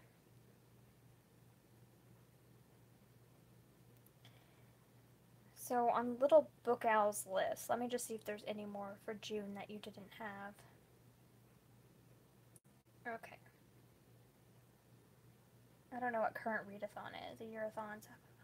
The manga readathon. Yeah, that's all she has. Jazzy June. Empty Shelfie. A yearathon. Seasonal series. Quarterly oopsathon. I don't know. None of these are just yelling out to me that's like, you need this. You need to read these books or whatever. Is Booktubeathon happening this year? There's been no announcements for it, right? They usually announce things by now, right?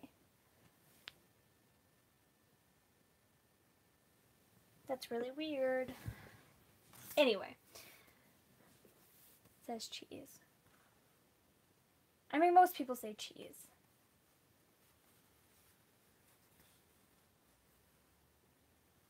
I know, but they usually announce it by now, don't they, Lizzie? I thought they do. They usually announce it in like 2 months in advance.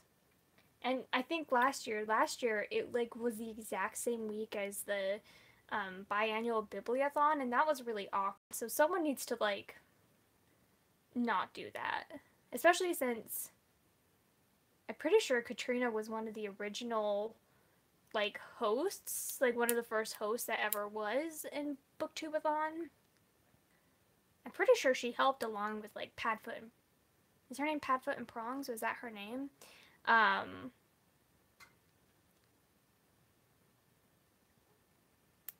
Like, that's just like awkward that happened. I felt really bad. I was like, oh no, why didn't you guys plan better?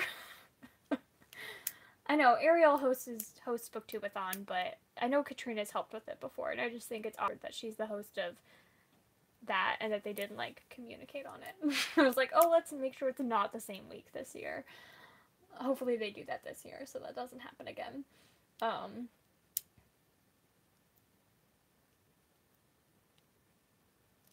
feel like whenever you do the 3, 2, 1 countdown, though, you're always like 3, 2, 1, smile, or cheese. There should be a Tome Topple this summer too. Ah, yes, Tome Topple. I always want to participate in that, and then I always fail. And Elizabeth says, why not make a readathon? Well, because I'm not very creative. That's why, Elizabeth. I would, but I don't know. Would anyone even want to participate in a readathon? And then I don't even know, because I really like themed readathons. Like, I missed Book Buddyathon. Although I don't know when that was. I think that was in March. There was March Mystery Madness, and I love Book Buddy. I think Book Buddy is great. And I don't know.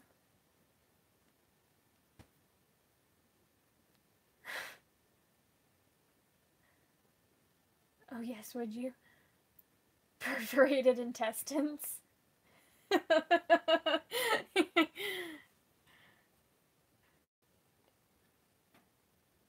like doing bunny ears. Never gets old to me. Yeah. I mean, the point of saying it, though, is that nobody else says perforated intestines except for the person, like, taking the picture, because then everyone else just starts laughing. And so everyone has a smile on their face. Someone made a Harry Potter Owls one that was fun. Really? One of my favorite ones that someone did was that Pokemon one was so good. I want them to do another one because that was probably, in my opinion, the best readathon ever. Do y'all remember that? That was like a year and a half ago. That was so good. And I think it was the same person who created like the Magic Quest one. I don't remember what it was called, but that was so good too. Those were amazing readathons, but the Pokemon one was just like so good. I just flipped you off. I'm sorry. I was trying to be like this, but my fingers were holding the pen. Anyway, it was so amazing.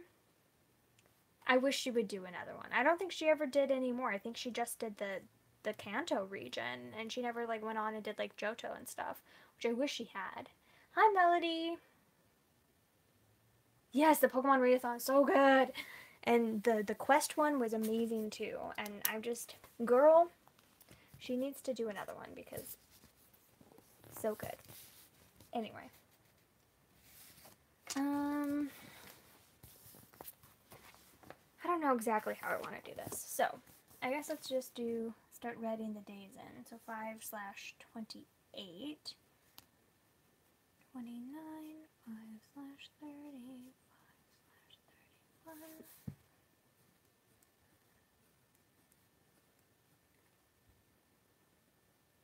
Never did never did it, but saw the challenge. Like, I think the RPG one is by the same person, Melody, and yes, I think you're talking about the same one, right? But yes, it's so good, and there was like a mage line and like a knight line and like things, and you could do them, and they all overlapped, and you could do all of them if you wanted, or just like one or two, and they're longer readathons, and oh, they're so good. The dedication that goes into those, like, they're so good. I think it's the same person who did the Pokemon one, and they're amazing. It was Book Roast. Oh, she's doing the owl one too. Nice.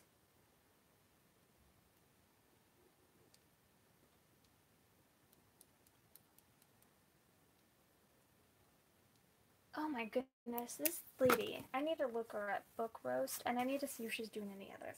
I almost just want to like take them and do them on my own again because she just did so much cool things with those, and I really wish she'd do another Pokemon one because that was the best. See, I'm just not creative like that, and like another thing about like why the Scallywagathon is so amazing is that there's that map, and there's like the different directions you can go, and like there's all these cool things that, and you could like get all the badges for the Pokemon one and all things like that. It's just like, I just feel like other readathons just don't compare a lot of the time, because if they just have like very like, if they're not themed, I have a harder time with them because I'm like, oh well, what's the point of this then? Like, I want to be themed.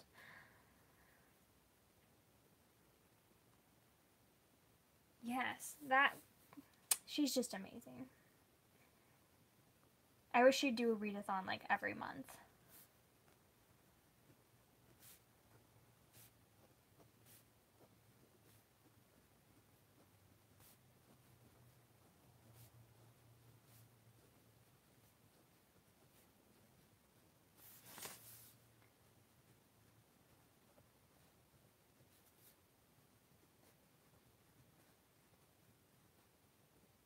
Okay.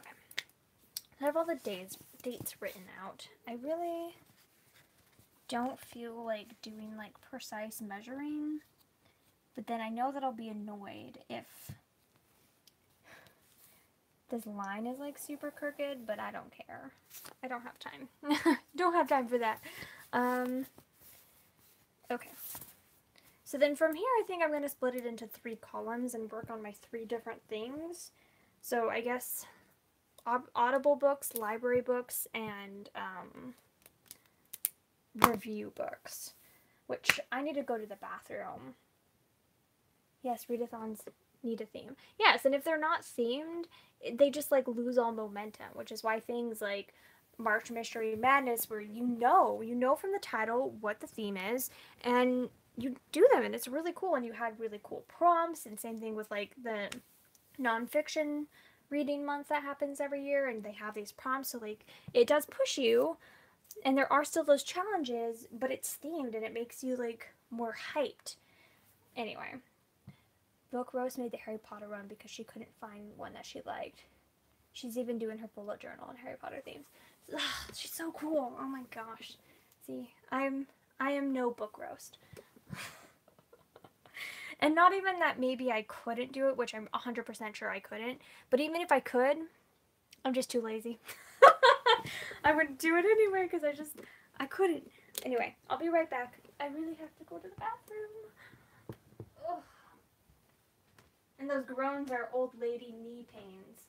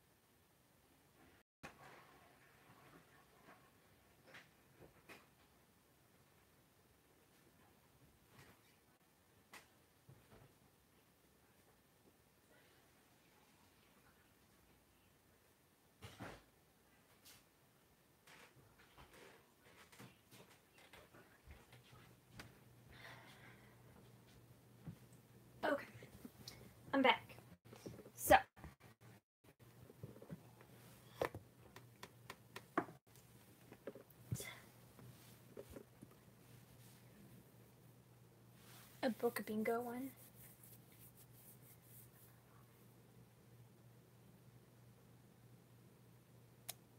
Summer romance bingo.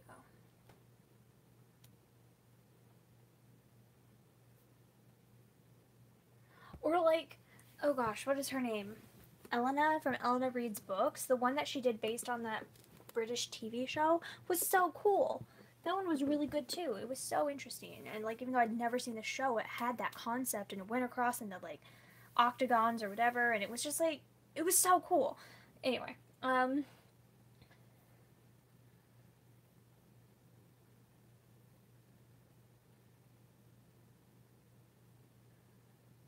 what's with the readathons this year? They just didn't seem to be any.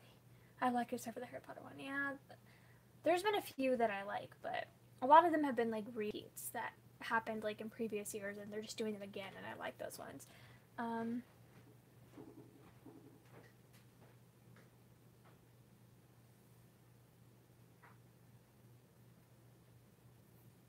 Ooh, horror themed one sounds awful.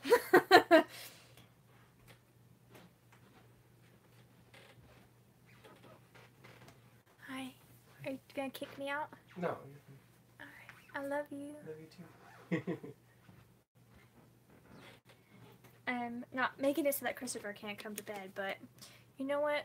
He should have thought better of that before he married me.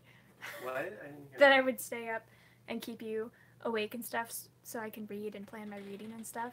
You're fine. You knew I did this when you married me. Yeah. So he really can't complain that much. It's his own fault, gosh dang it.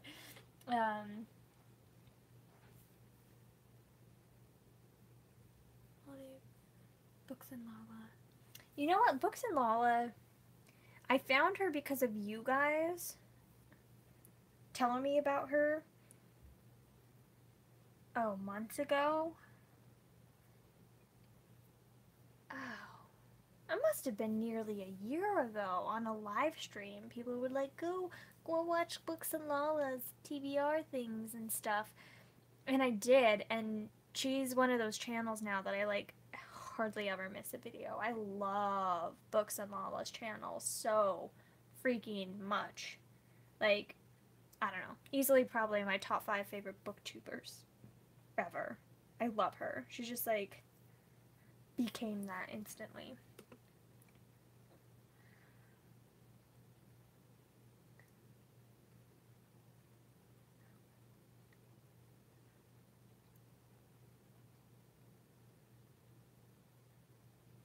You're trying at least one bingo line.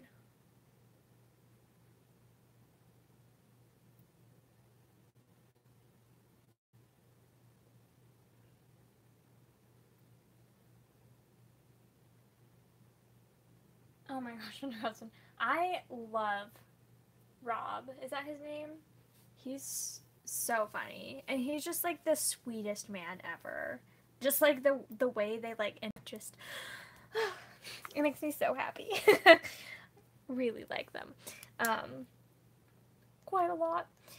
Anyway, so here's what's happening. I'm pretty sure about this idea as well. I was thinking that maybe, I don't remember who did this. I would totally give them credit if I could dig them up, and maybe you guys will remember, but somebody, I think if they were doing this with a classic book, but I feel like they might have been a little bit more in the SFF community, but somebody did like a coloring and listening to an audiobook live stream. And I don't think they do it anymore, but they did that for a while, and they would just like get out their coloring book and color while listening to an audiobook, and so they chose one off of Leverbox so that it didn't have any copyright on it. Does anyone remember who did that?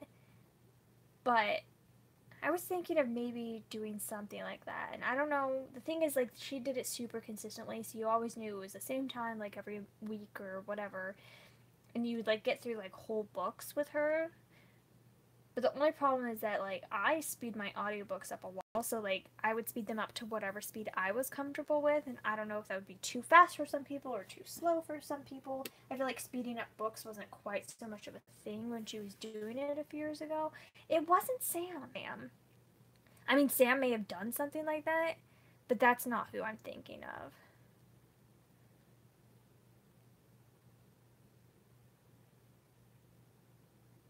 Maybe you could do a video where Chris picks your TBR one day.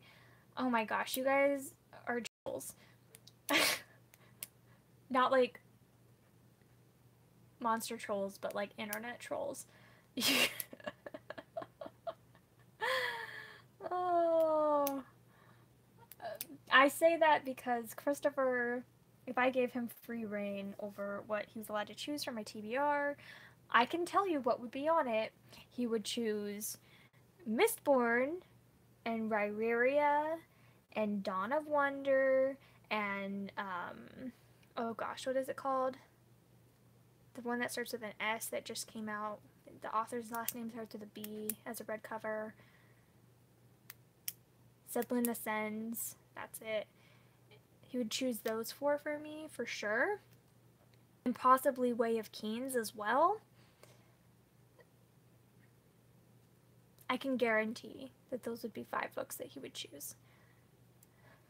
And nobody has time to read that many long books, which is why you guys are trolls. If I gave him more specific guidelines, maybe, but it might be interesting if I gave him the guidelines of being able to choose like one historical romance, one contemporary romance, one fantasy, one science fiction, whatever. Like something like that would be fun. Or especially if it just came out with like a ton of things and he got to like choose like out of like a category, like 5 out of like 15 options, and then had to pick books within that category. All the Brandon Sanderson books. I don't know if he'd agree to do it if he was allowed to choose a Brandon Sanderson. And Elizabeth said she can't stand speeding up her audiobooks. Yeah, I used to be that person. Now I can't stand not having them sped up. I know, Lala did do that. Lala's super organized and stuff, though. Lala's so, like, profesh about everything, and I'm not. I'm very bad at, like, committing and sticking through.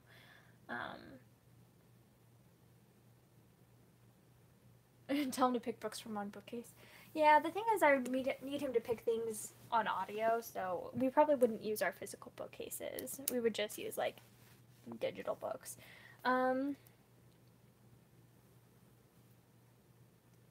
Anyway, I was trying to see how far I got through my audiobook.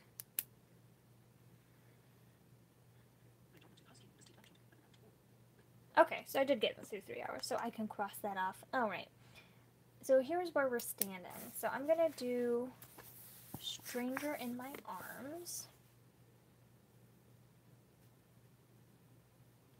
Oh, I forgot to write, well, not write, but I forgot to highlight. Let's do green today. The Weekends.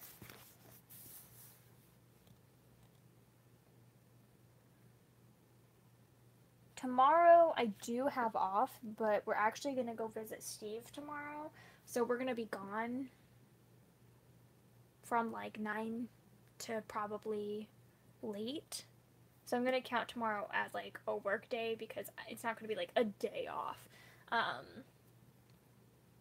mean, it is, but I'm not going to have any time to read. I turned you into someone who used to have it up at 1.75 or 2 times speed. Yeah. Lately, I've been really bad at putting books at 3 times speed because I've just, like, been, like, frustrated.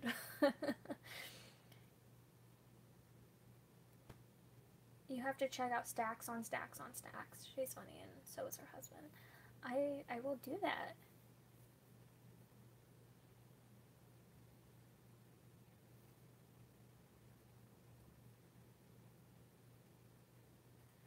Yeah, I've never read either of those.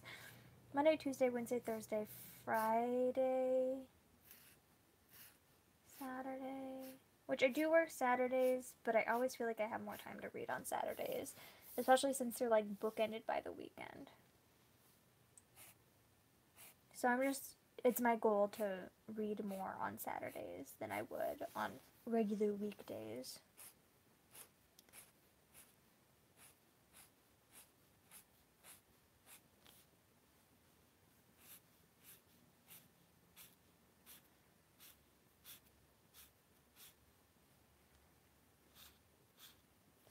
Okay, let's see.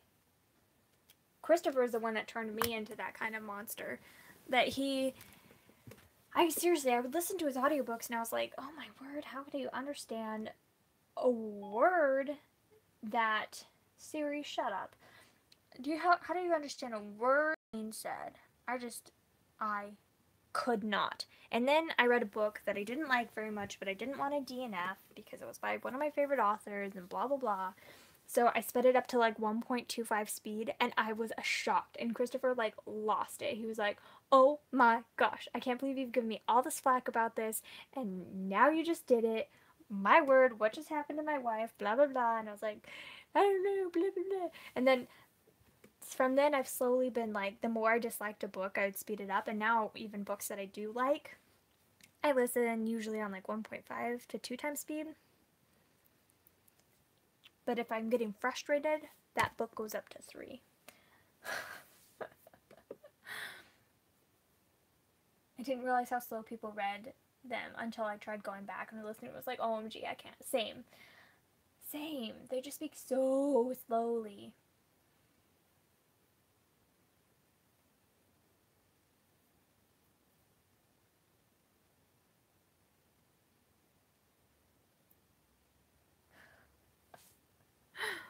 Chris buys me books.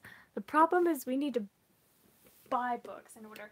Oh my gosh, you guys. I have 15 boxes of books. Like, not just like, oh, Amazon box. Like 15 like 14 by 14 boxes of books coming to our house on Saturday. And Chris is going to be out of town. And I'm going to have to carry them all upstairs by myself. I don't think we need to buy more books. Oh, jeez. Those are all ones from California that we're finally getting over here. And yeah. Oh.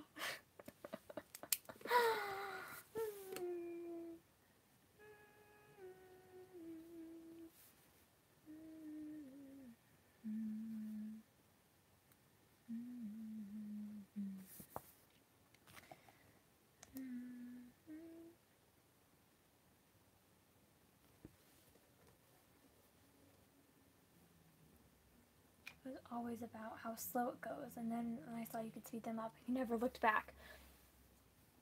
He could wrap some books and then have you unwrap them.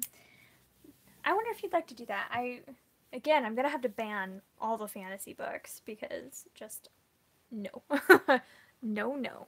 The thing is, yeah, we don't own a lot of the books on my TBR,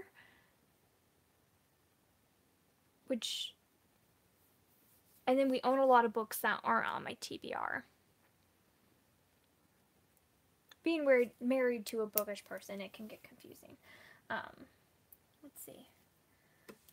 Oh my gosh, I'd love to see Christopher's wrapping skills. And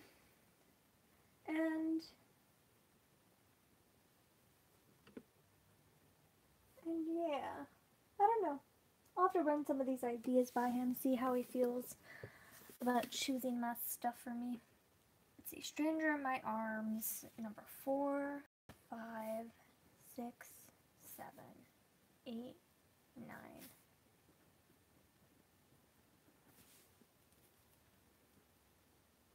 I've been buying too many new books this year. I'm more than the average person. Only bought one book.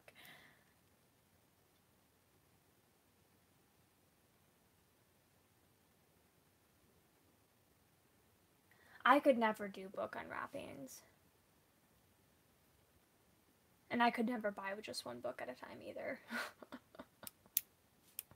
Libby has so much self-restraint. But Judith, what is not many books for you? They're all just pre-orders so far. Well, that's excellent. So much self-control. Good job. And that sounded sarcastic, but I swear it wasn't. Okay, so let's see. Stranger in My Arms has 11 hours.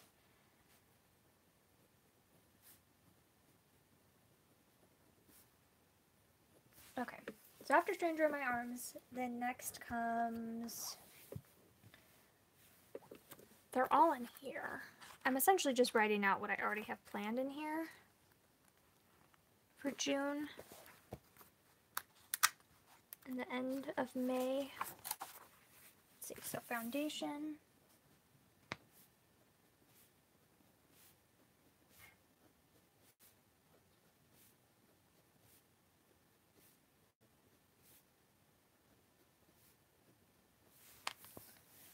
One, two, three, 4, 5, 6, 7, 8, 9, 10, 11, 12, 13. Okay. Like 5 physical books. Okay, that is really good, Judith. I'm proud of you. Just been buying free Kindle books. Same, Elizabeth. When my computer's fixed, the first thing I'll do is film a book haul, and then it will be big. And then it will be big. I won't lie, but then after it shouldn't be too big. A few books a month, and they were mainly pre-orders. You guys are so good.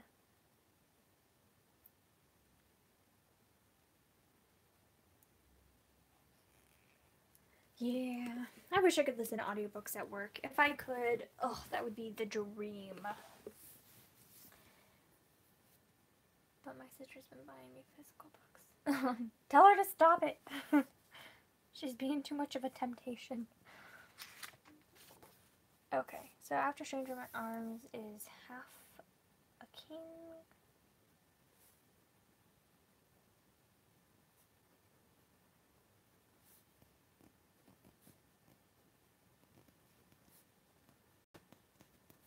Finally reading some Joe Abercrombie. Only took me like 8 years.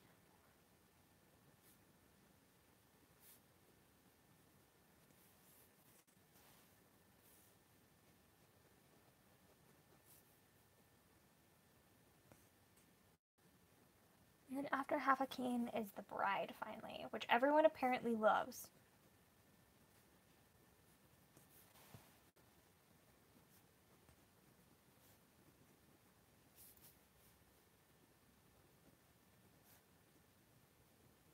Okay, let's see.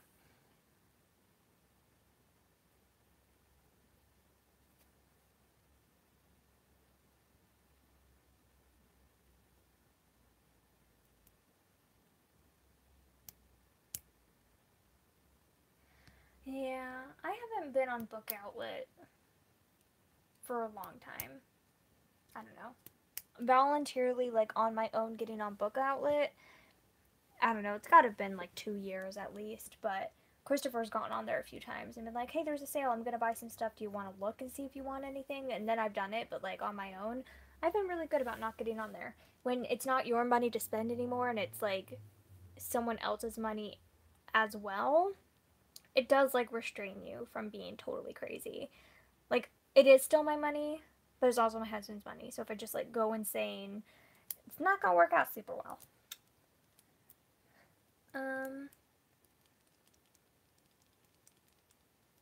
You finally got her to read and buy books for herself. Excellent.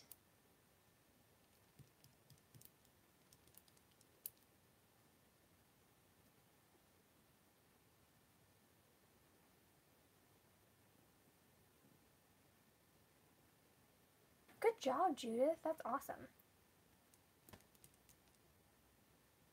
You made your first Book Outlet order this year? Holy cow. That is called restraint.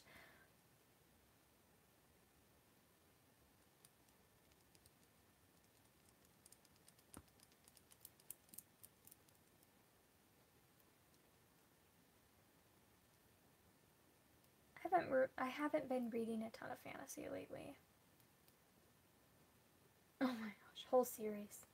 That train needs to die. For me. I mean, other people can do it, but for me, I need to not do that.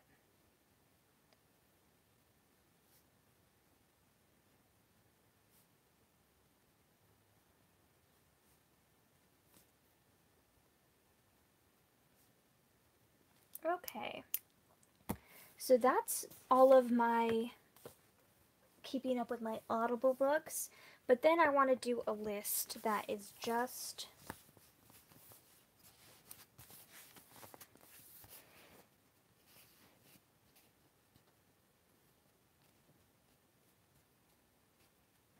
Again, this is not going to be as straight as I want it to be, but I really don't feel like marking this out, which is why everything should come with a dot grid or a grid. But, oh well.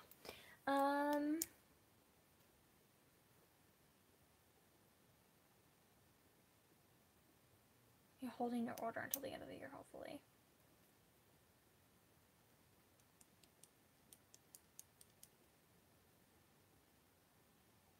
I haven't ordered off of there in like a year. You guys have been awesome. Holy cow.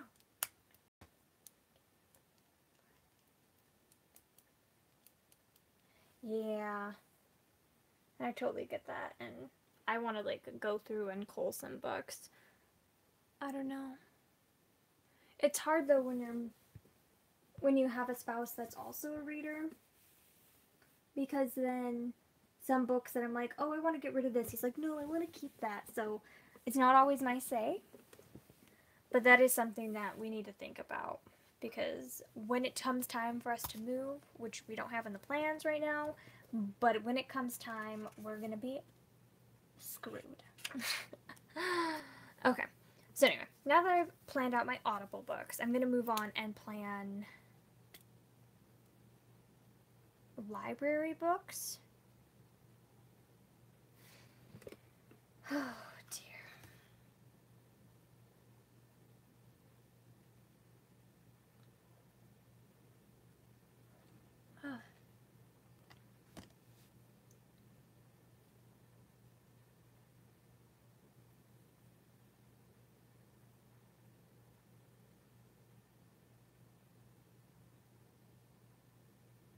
I haven't looked at my book outlet wish list for a really long time. I'm pretty sure most of those books, like, they never even have on there anymore. I didn't hear good things about Nevernight for the most part. I know a lot of people who really hated that book. Okay. So Enchanted April is book number 1. Did any of you ever read The Enchanted April? Because that book is beautiful and soul touching. I hope I still love it, but I'm going to reread it right now. I talked about it on my channel like 2015, so it's been a while.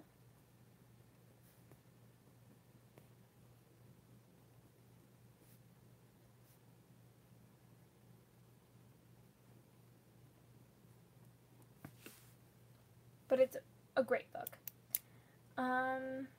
Moving sucks. Another reason I want to read more of my physical books, just in case. Yeah. And then you can get rid of the duds.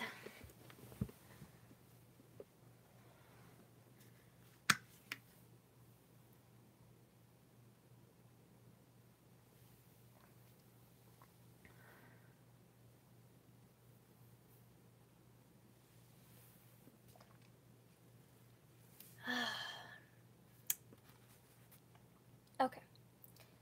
Next library book that is expiring.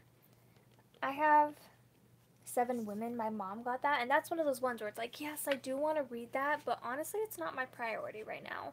And like, I really enjoy Eric Metaxas's writing from the one book that I've read by him so far, which was Martin Luther, and I really liked it a lot.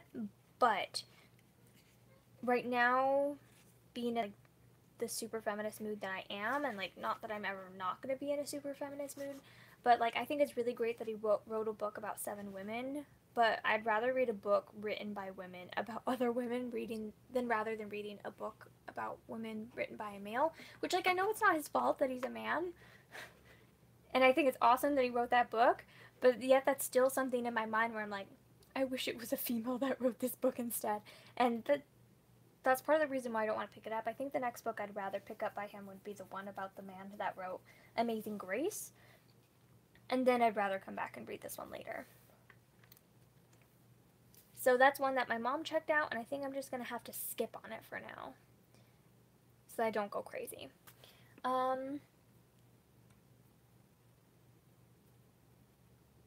Oh, a lot of your books got lost. Oh, that Elizabeth, that sucks.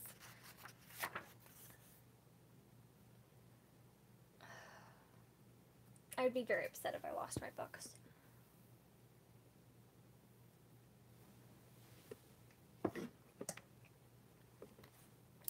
Okay. After Enchanted April, I'm going to read Surprise Me by Sophie Kinsella. I haven't read a new Sophie Kinsella book since before BookTube. I read a lot of her books before BookTube, and like a new release by her, I haven't read one, I think, ever. But yeah, Surprise Me, Finding Audrey, and My Not So Perfect Life. I didn't read any of those, so now I finally want to read Surprise Me. The last book that I read by her was whoops, I need white out. The last book that I read by her was, I reread 20s Girl, which I liked, but wasn't like amazing. I like the pen better, but I don't know where it is, so we're gonna have to go with this. Oh, no, that's not working. Okay, I need to find my pen, my whiteout pen, because that's just not gonna work. No siree. These pens are very helpful, but they dry out really easily because the caps pop off a lot. Let's see.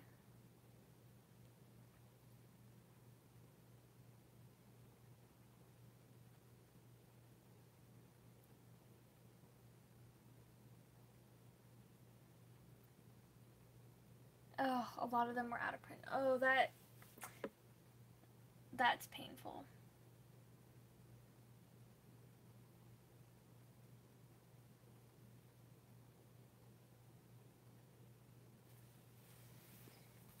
You guys are so cute. I love it. Giving Libby all the recommendations so that she'll like fantasy. Ooh. I'm trying to find my freaking whiteout pen because I ruined it, and I don't want to scribble on my page. I don't like how scribbles look, but I think I may need to because I don't think I'll be able to find it.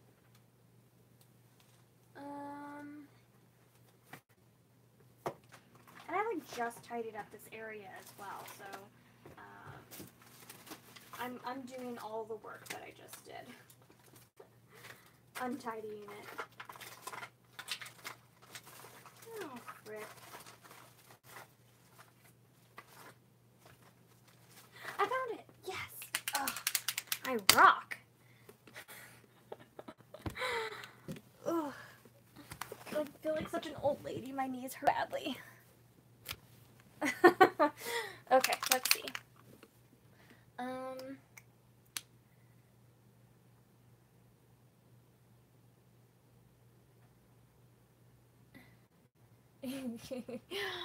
His new book is like short stories, right? That comes out in July, I think. Oh, Elizabeth, that is heartbreaking. Oh.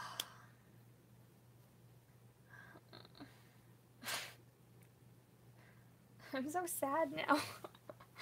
Oh. That.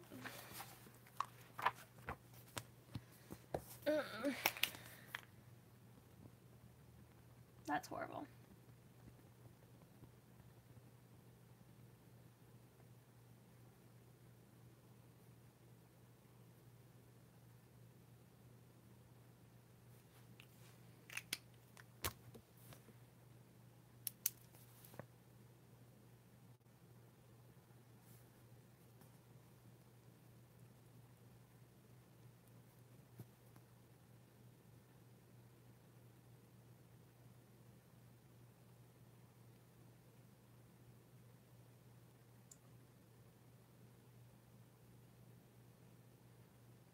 Night Huntress. I've heard of that series, but I haven't read them, of course.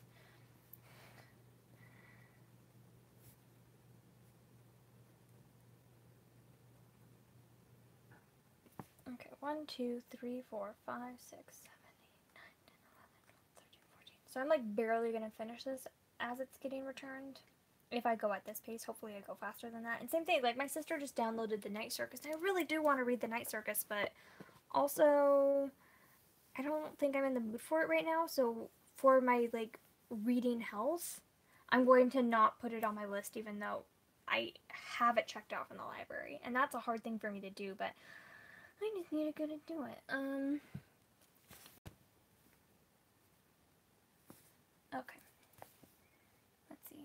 The Secret Diary of Lizzie Bennet is gonna be fun.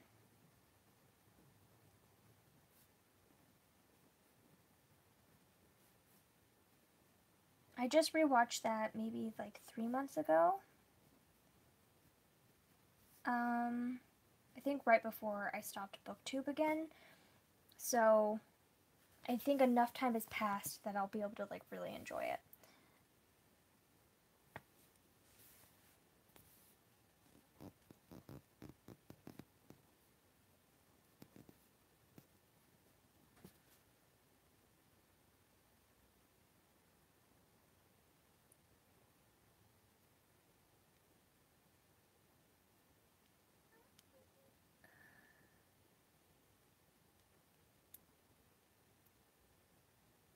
Oh, you guys are talking about the same series. That's so funny.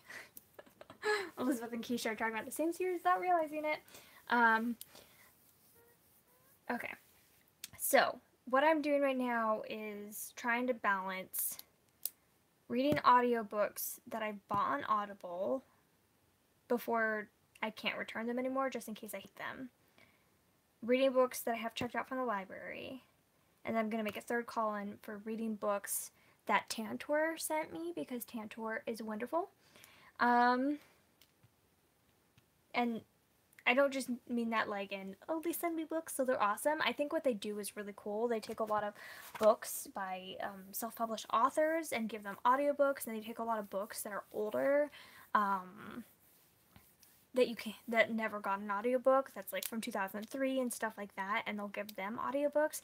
I think what they do is really cool, and whenever I get a new like sell sheet from them, I always look at it and go, oh, I've been wanting to read that for years, and now it finally is getting an audiobook. I thought I was going to have to physically read that book, and this has happened like multiple times with them. I just think Tantor is really cool, and they're wonderful, and send me ARCs, their books. Which they're not very good about sending out ARCs like on a timely manner, though. That is one thing. They send them out like the week before they come out, so you don't really have a lot of time to read them. And that's my biggest thing with them, that this is why like a bunch of these books have already come out, but I'm just gonna now get to them because you sent them to me like right as they came out. Like, I don't have enough time to read them and get a review out on time with that. But besides that, they're wonderful. And so I have a bunch of books that they sent me, though, and I would really like to read and slowly mention on my channel and review them, and hopefully you guys will pick them up if they're good. And if they're not, I'll warn you. So right now, The Secret Diary of Lizzie Bennet is one that I have checked out from the library. It's one that's on this list, which is why that's what prompted me to pick it up. I've just been wanting to read it for a long time. So how I'm planning this with columns is that I'm gonna, I think on normal weekdays when I have work, so Monday through Thursday, I'm gonna try to listen for 3 hours a day, one of each. And then on days that I either don't work or my shift on Saturday is a little bit shorter, aka by half an hour. But it's a little bit shorter. That shift is a little bit shorter and I have like time to read in the morning. So, and I can usually stay up later because then I don't work on Sunday. So, I'm going to try to listen for 6 hours on each of those days and then back to my 4 and then my 6 and then my 4 and my 6. Not my 4, my 3, my 6, my 3, my 6. So that's what I'm doing with these. I mean, I'll probably exceed them a lot of the time, but this is kind of like the base that I want to stick with. But hopefully I do more than that. And I just want to focus on like balancing my reading. Let me see. What's the next book? I'm going to listen to Artemis Fowl I'm rereading. I'm already started this one, but oh well. I'm going to have to finish it in a month. So Artemis Fowl and the Arctic Incident is book 2, and I need to listen to hour 3, hour 4. Oh my word, I can't write right now. Okay, that's getting whited out. That looks junky. And I mean, I don't really care if this page looks too beautiful, but I have some standards. And me not being able to spell is not maintaining them.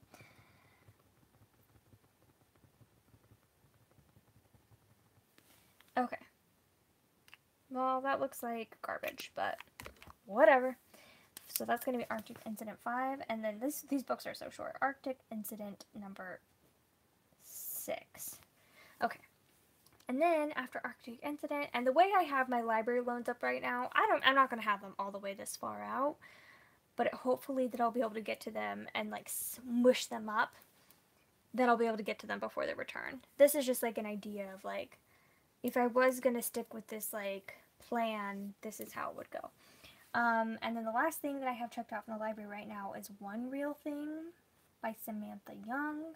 This is the first book in her Hearts Boardwalk series, which she just posted a novella that is crossover of On Dublin Street and of Hearts Boardwalk. So I don't want to read that book and finish up that series for On Dublin Street until I read the books in the Hearts Boardwalk series, and then I can do the MASH one. So that's a thing. So I feel like I have to read this series first. So I finally checked out the first book from my library. Great minds think alike. Oh, you're so funny.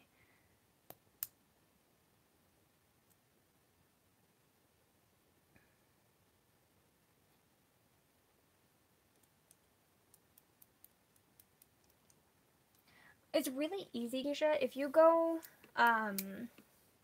just onto your Audible, not on your Audible app, but like on the computer, you can just go in and get all your books from like the past like year. It's like, I think it says like 365 days or past year or whatever, and it just puts it in order for you, and it's really easy to scroll through it.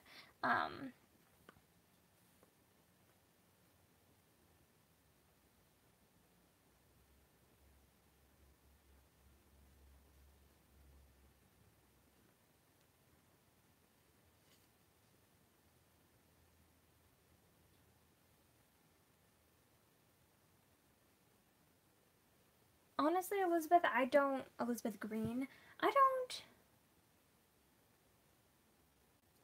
know. I haven't tried it personally. I haven't heard anyone talk about Scribd years, maybe? It's been a long time.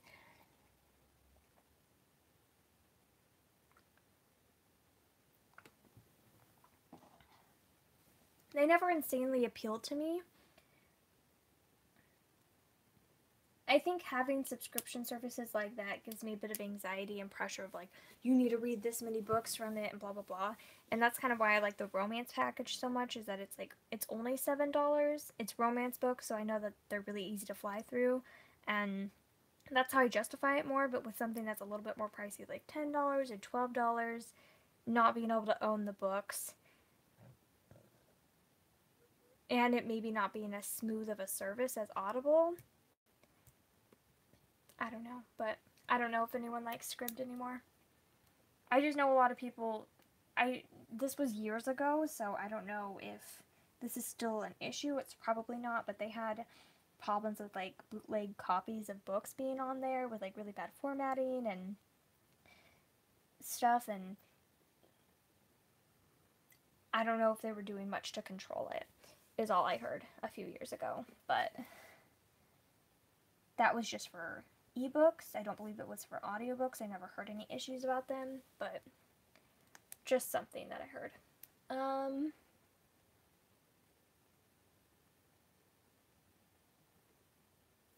If you end up liking the Night Huntress books, you have a few more series I can recommend. That series is on my list, but it's like 18th on list of urban fantasies. Like, I have it in my mind, but there's so many other books to read. My word. Like, so many other urban fantasy books that I need to get to before then.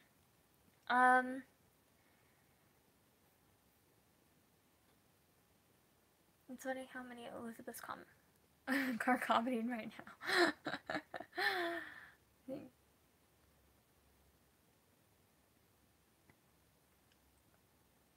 Libby, is that short for Elizabeth too? What is Libby? Is that short for anything? That is so funny that you pointed that out there, Lizzie. Oh my gosh. Goodreads or Twitter, Instagram.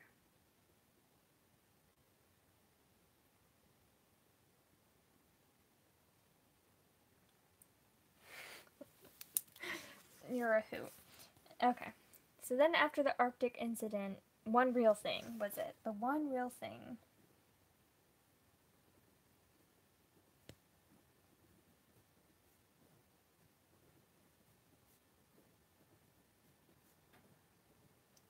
And the reason I like writing so far out is that it makes the next week's planning easier, because then if I DNF'd any of those or read ahead and finished them all or whatever, then I can just like look at the previous weeks and just shift everything up as I rewrite the list. Plus, it's just very therapeutic for me to write out. This is normally something I'd be doing with an audiobook. Okay, so let's see. 1, 2, 3, 4. Oh, I hope I didn't write too many. 5, 6, 7, 8, 9, 10. That was perfect. 11, 12. Huh! Yes, I love when that works out like that, when it's just like the perfect amount. You need to clean up your Goodreads. I have so many want to read books. I'm sure some I'm probably no longer interested in. Yeah. I don't know if you saw my live stream on Friday at all, but I had to go through and cull some books, and I've done that before and like a bajillion times. It is nice to go through and delete them. And then I ended up creating like exclusive shelves with lower tier ones, so that like ones that I knew I wouldn't get to in the next 5 years or whatever, I just moved to a lower shelf, and so that they're not on my TBR, so I can like hone and focus. And then I cut my list down to this list of books of what I really want to focus on in the next few months. Of like, these are the things as of May 26th that I really want to read. And so I want to look at it in a few months and go, what did I actually read off of this list that I was just like, I'm so excited to read these books. Anyway, so now that I've done this section, I'm going to move on to my next section, which again, none of these are going to be measured out very well, but I just don't feel like it, okay? Let's say that's about even.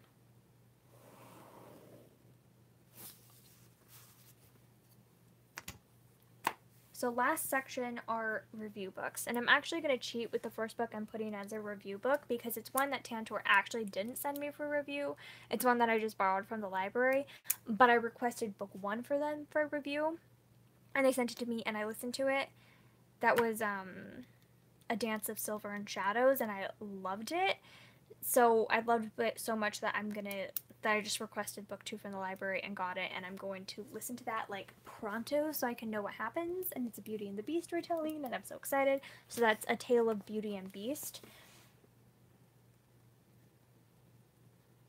And so even though it's not a book they actually sent me for review, I'm still like linking it with them because they're the ones that still like published it and stuff. And I'm just so excited to read it, and I don't want to like wait for it to be like down here at the bottom of my list. So I'm gonna like get to it pronto. I'm so excited to start it tomorrow.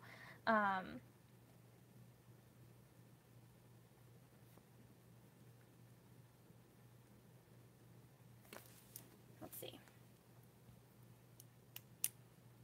Made a 2018 read list of books I want to read, and the other one of books I want to try and read this year if I can get to them. Yeah, I always do that. It always doesn't turn out very well.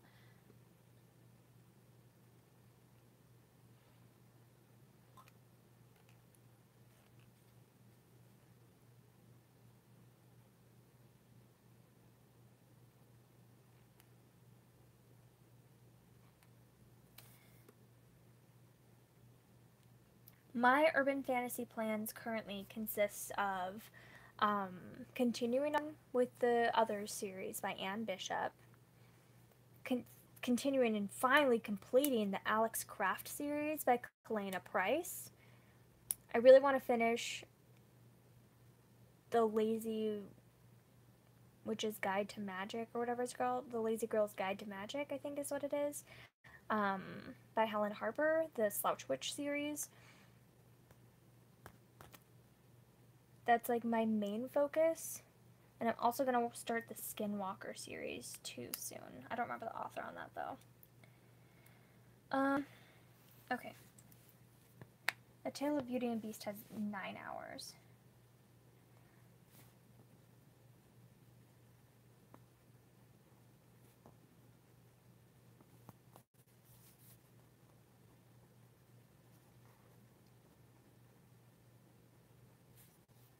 Four, 5, 6, 7, 8.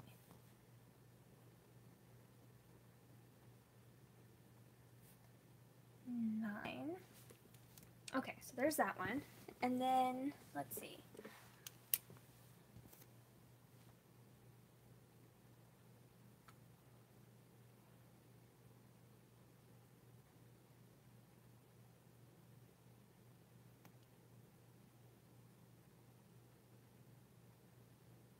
Okay. But again, Realms of Ghost and Magic, really good. I recommend. If you want some fun characters of urban fantasy. Okay, so then more books from Tantor. What should I read first? And this is the problem, because I don't know. So here, I guess let me just pull them up on Goodreads. I don't know if you guys have any input. Perfect Gentleman.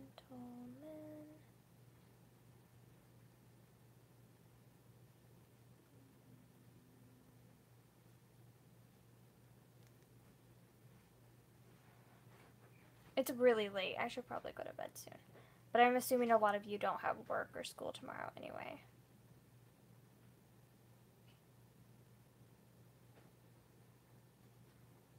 Okay, so option number 1 is The Perfect Gentleman by Candace Camp.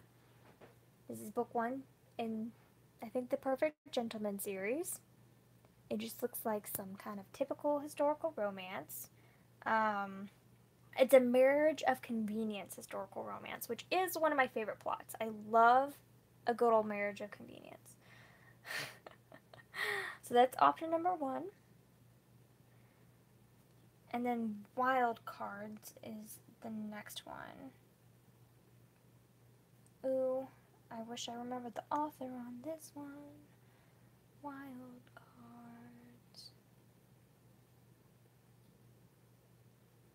By Karina Hale? I'm really surprised I requested this one because it does not look up my alley at all. I wonder if I requested it on accident. But I have it, so I might as well. I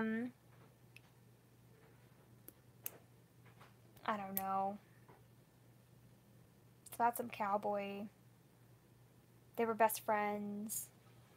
But then she leaves and now has come back, and it's like a second chance romance. I'm feeling pretty mad about that. Oh no, Lizzie, I missed you. Okay, wait. Let me read the comments. Okay.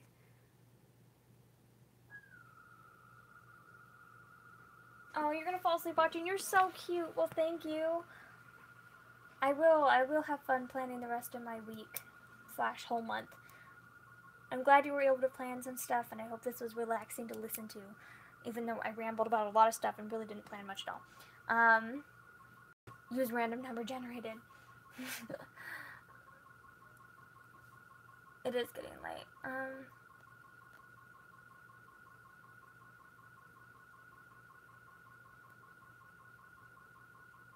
You say that like you've been reading books.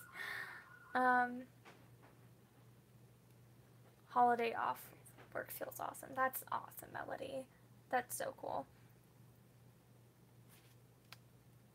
What Beauty and the Beast one are you listening to? Okay. I'm glad you're just switching over to your phone. I mean, I'm probably going to be wrapping up really soon as well. Pretty sure Christopher wants to come to bed soon too. And I've taken over the whole bed. I have my giant board on here as well. With my, like, hung up ones. You're so sweet. I'm about to fill this up again. Best husband ever. Oh, he's bringing me water. Oh, he's so nice. In my Anastasia mug, not mug, cup, tumbler. He's so cute. Y'all, I have the best husband ever.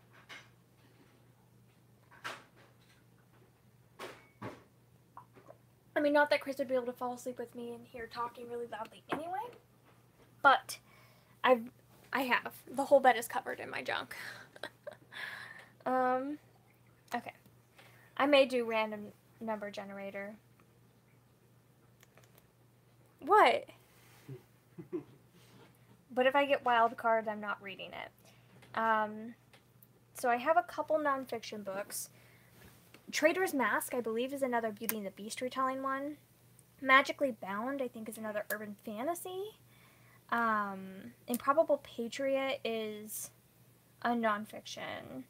Katerina and Martin Luther I'm really excited about because I hope it will fill in the gaps that Martin Luther by Eric Metaxas left out.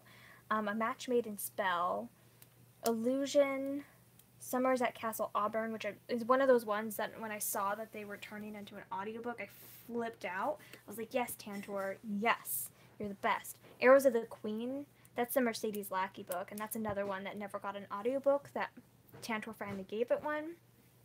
And Akeda Witch, and Literary Wonderlands. So those are all my books.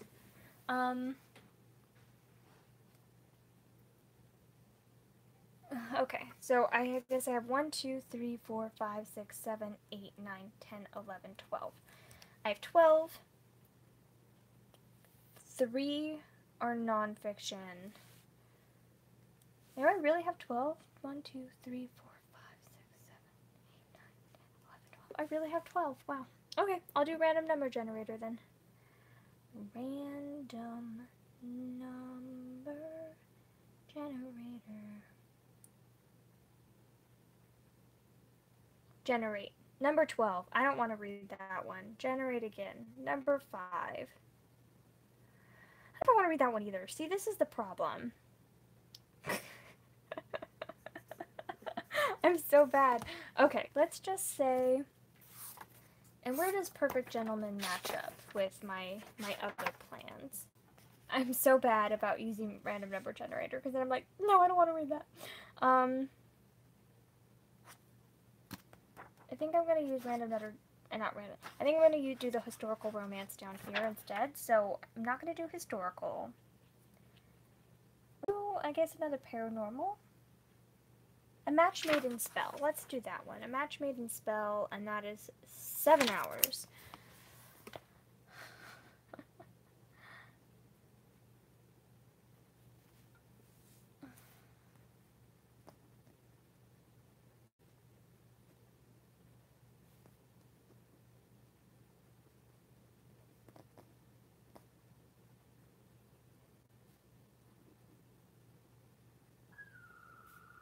Oh my gosh, would you shut up?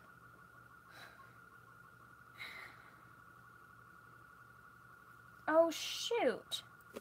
Well, I just flubbed that all up. Oh. Okay, well. We're just gonna pretend that I didn't. Okay. I ended up writing, I was supposed to, since I could only get to one this day from this book, because I ran out of hours, I was gonna put the next one up there, so instead I put it down here, and then I went back up and I put number 7 up there. Ugh.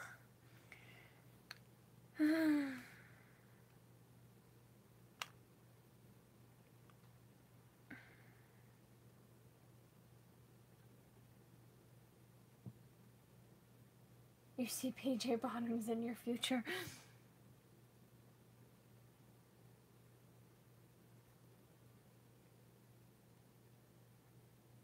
You have all the Artemis Fowl books by the side of my bed, and my sister's just like, you gonna read those again anytime soon?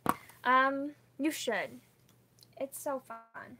I've been really enjoying rereading them, and like, maybe they're not like the most perfect books ever, but they're pretty fantastic. And I'm totally all agreeing with Kara about Artemis being one of like my first like, I don't know, like I didn't get like crushes on literary characters very often or like ever, but he was definitely a character that maybe not for myself, but he was a character that I really liked and that I was totally shipping with another character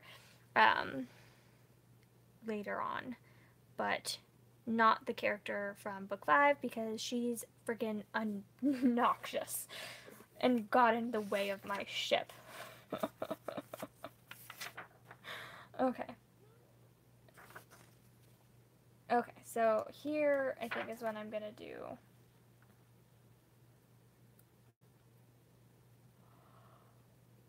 A perfect gentleman.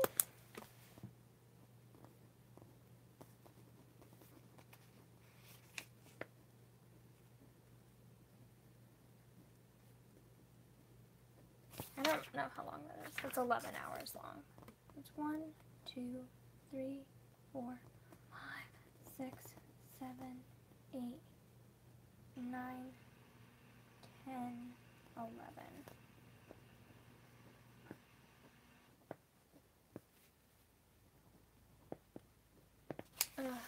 And Steve is making us go to Goodwill with him.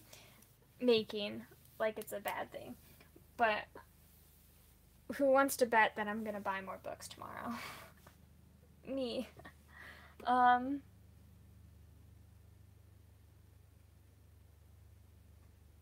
To distract them, that's so funny. Just a box of toys. Okay. After that, let's try Summers at Castle Auburn. I've been wanting to read that for so long. Actually, no, let's not do Summers at Castle Auburn. I think I want to do Trader's Mask first, and then Summers at Castle Auburn.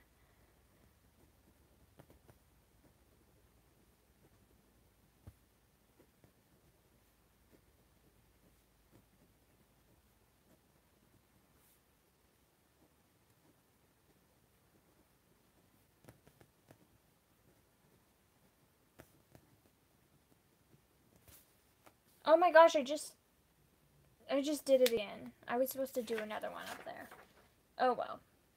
I don't think I'm going to get that far with this list anyway. It's going to change next week again. So for Trader's Mask, it's 14 hours long. So I'm just going to do number 13 up here for Trader's Mask. I'm such a mess, you guys. My tiredness, I think, is kicking in. Okay.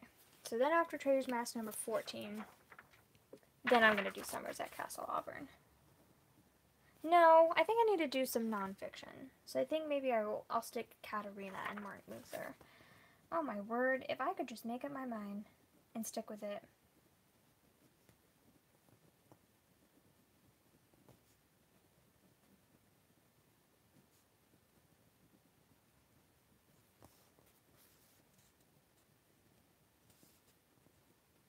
But I am really excited to read that.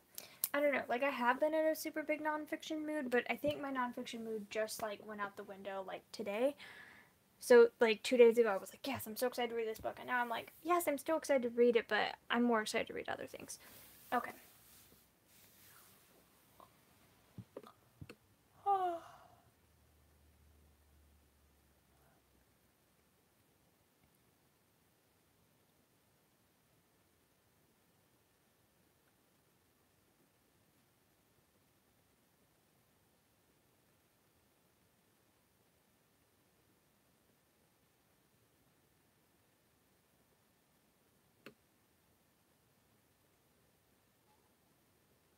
Staying home and reading.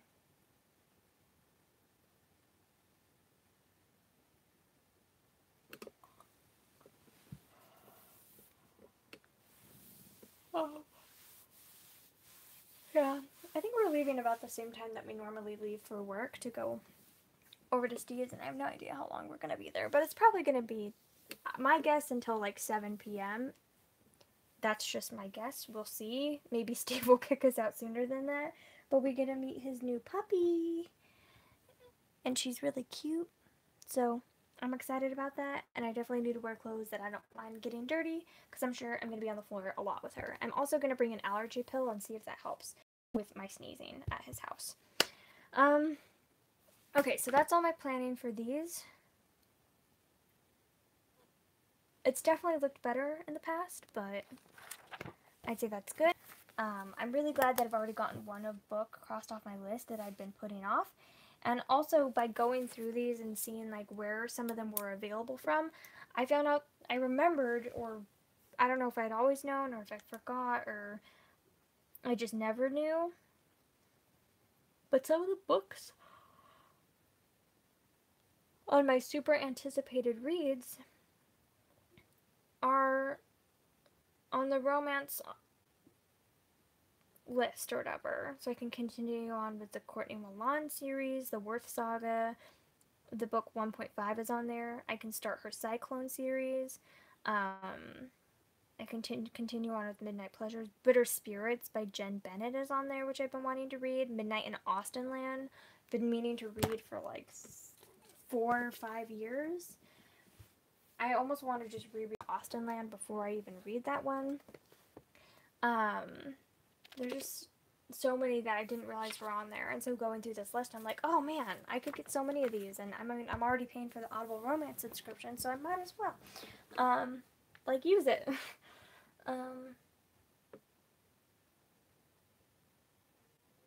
Going to Walmart for books, oh jeez.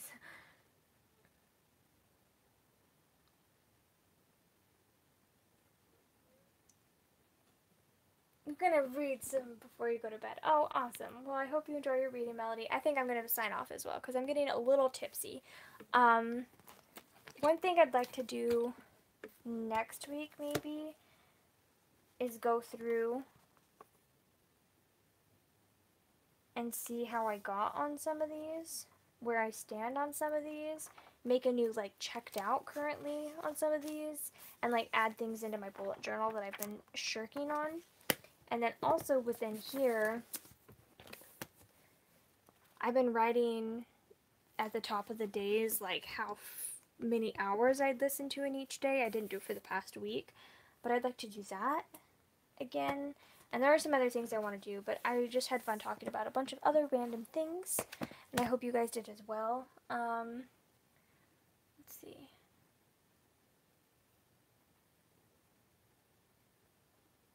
I don't think we're going to be vlogging with Steve tomorrow, just because we haven't seen him in a long time, and we just kind of want to go and, like, enjoy spending time with him. Maybe we'll film a book haul if we buy anything, or just, like, maybe we'll be able to film a collaborative video, potentially, but I don't know. It's not really in the plans, it's just something we'll have to see how we feel. But Chris and I were talking about it, and we just think it'd be better to, like, just go hang out with him, but I don't know. I don't know.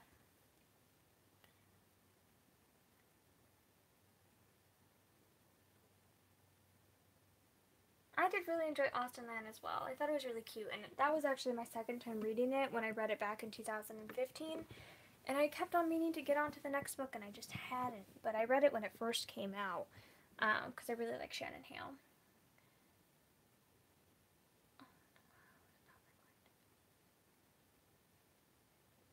Being human.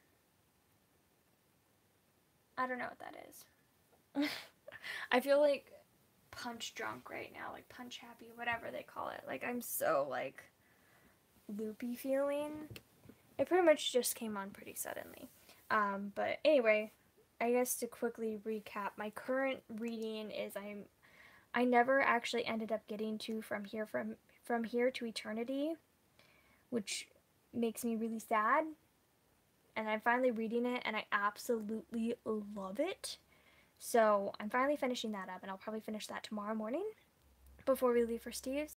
I'm currently reading Arusha and the End of Time by Rosanny Chokshi. It's very Percy Jackson-esque, but like Indian mythology, and it's quite fun. The Arctic Incident by Owen Colfer. Book 2 in the Art of Style series, which I'm really enjoying rereading. Half a Keen by Joe Abercrombie, which I just started. I'm only like, I don't know, like 10% in.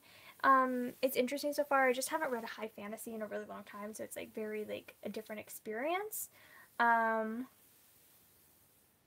what I'm used to, because so many of the books I do read fantasy are like fairy tale retellings and stuff, and like they are like romance based. Even if they're more fantasy than romance, they still have a strong romance plot line, and I don't think this one does.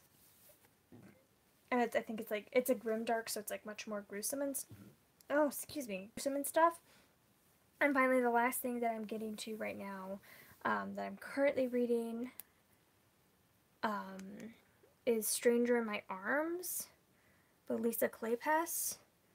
This is a standalone, I think, and it's weird so far. It's like basically this girl's husband like goes missing, he's presumed dead, and then he comes back and he's very changed, and she's not sure if he actually is her husband, even though like he looks the same. He just acts so different that she has a hard time believing that it really is her husband. So that's why it's called Stranger in My Arms. It's very weird. I'm like 3 hours in, so I'm like a good chunk of the way in, and I don't know, I'm pretty mad about it so far, but we'll see. Anyway, I think that's everything. So that's all I'm reading right now. That's what you'll be expected to see next week. Hopefully I'm able to do another one of these next week. And yeah, it was really great doing this with you guys. Thank you so much for doing this. Yes, we'll try to do a book haul if we pick anything up. Being Human is about a ghost and a vampire and a werewolf living together, and the US version is available on Netflix. Alright. I mean, I don't really watch Netflix very much, but if I do feel the urge, I'll definitely look it up. If I do feel the urge to like watch something on Netflix, I just rarely do. Usually I watch YouTube. Anyway, thank you so much. Great getting to chat again. Thank you. I think so too, Judith. Sorry, my brain is so dead right now. Okay, so I guess that's it. It was great seeing you all and chatting with you all. Y'all are amazing. And I'll see you hopefully very soon. I don't know if I'll be posting any videos because I just don't feel like editing. But definitely expect more live shows. Okay, good night, everyone. Thank you so much for being here. Good night, Judith. Goodbye. Good night. I think Melody already left. Bye, Elizabeth and Lizzie and other Elizabeth if you're here, and Libby and Keisha for all your chatting. It was awesome. You guys rocked my socks. And now I need to figure out how to close this down. Alright, good night. Let's see.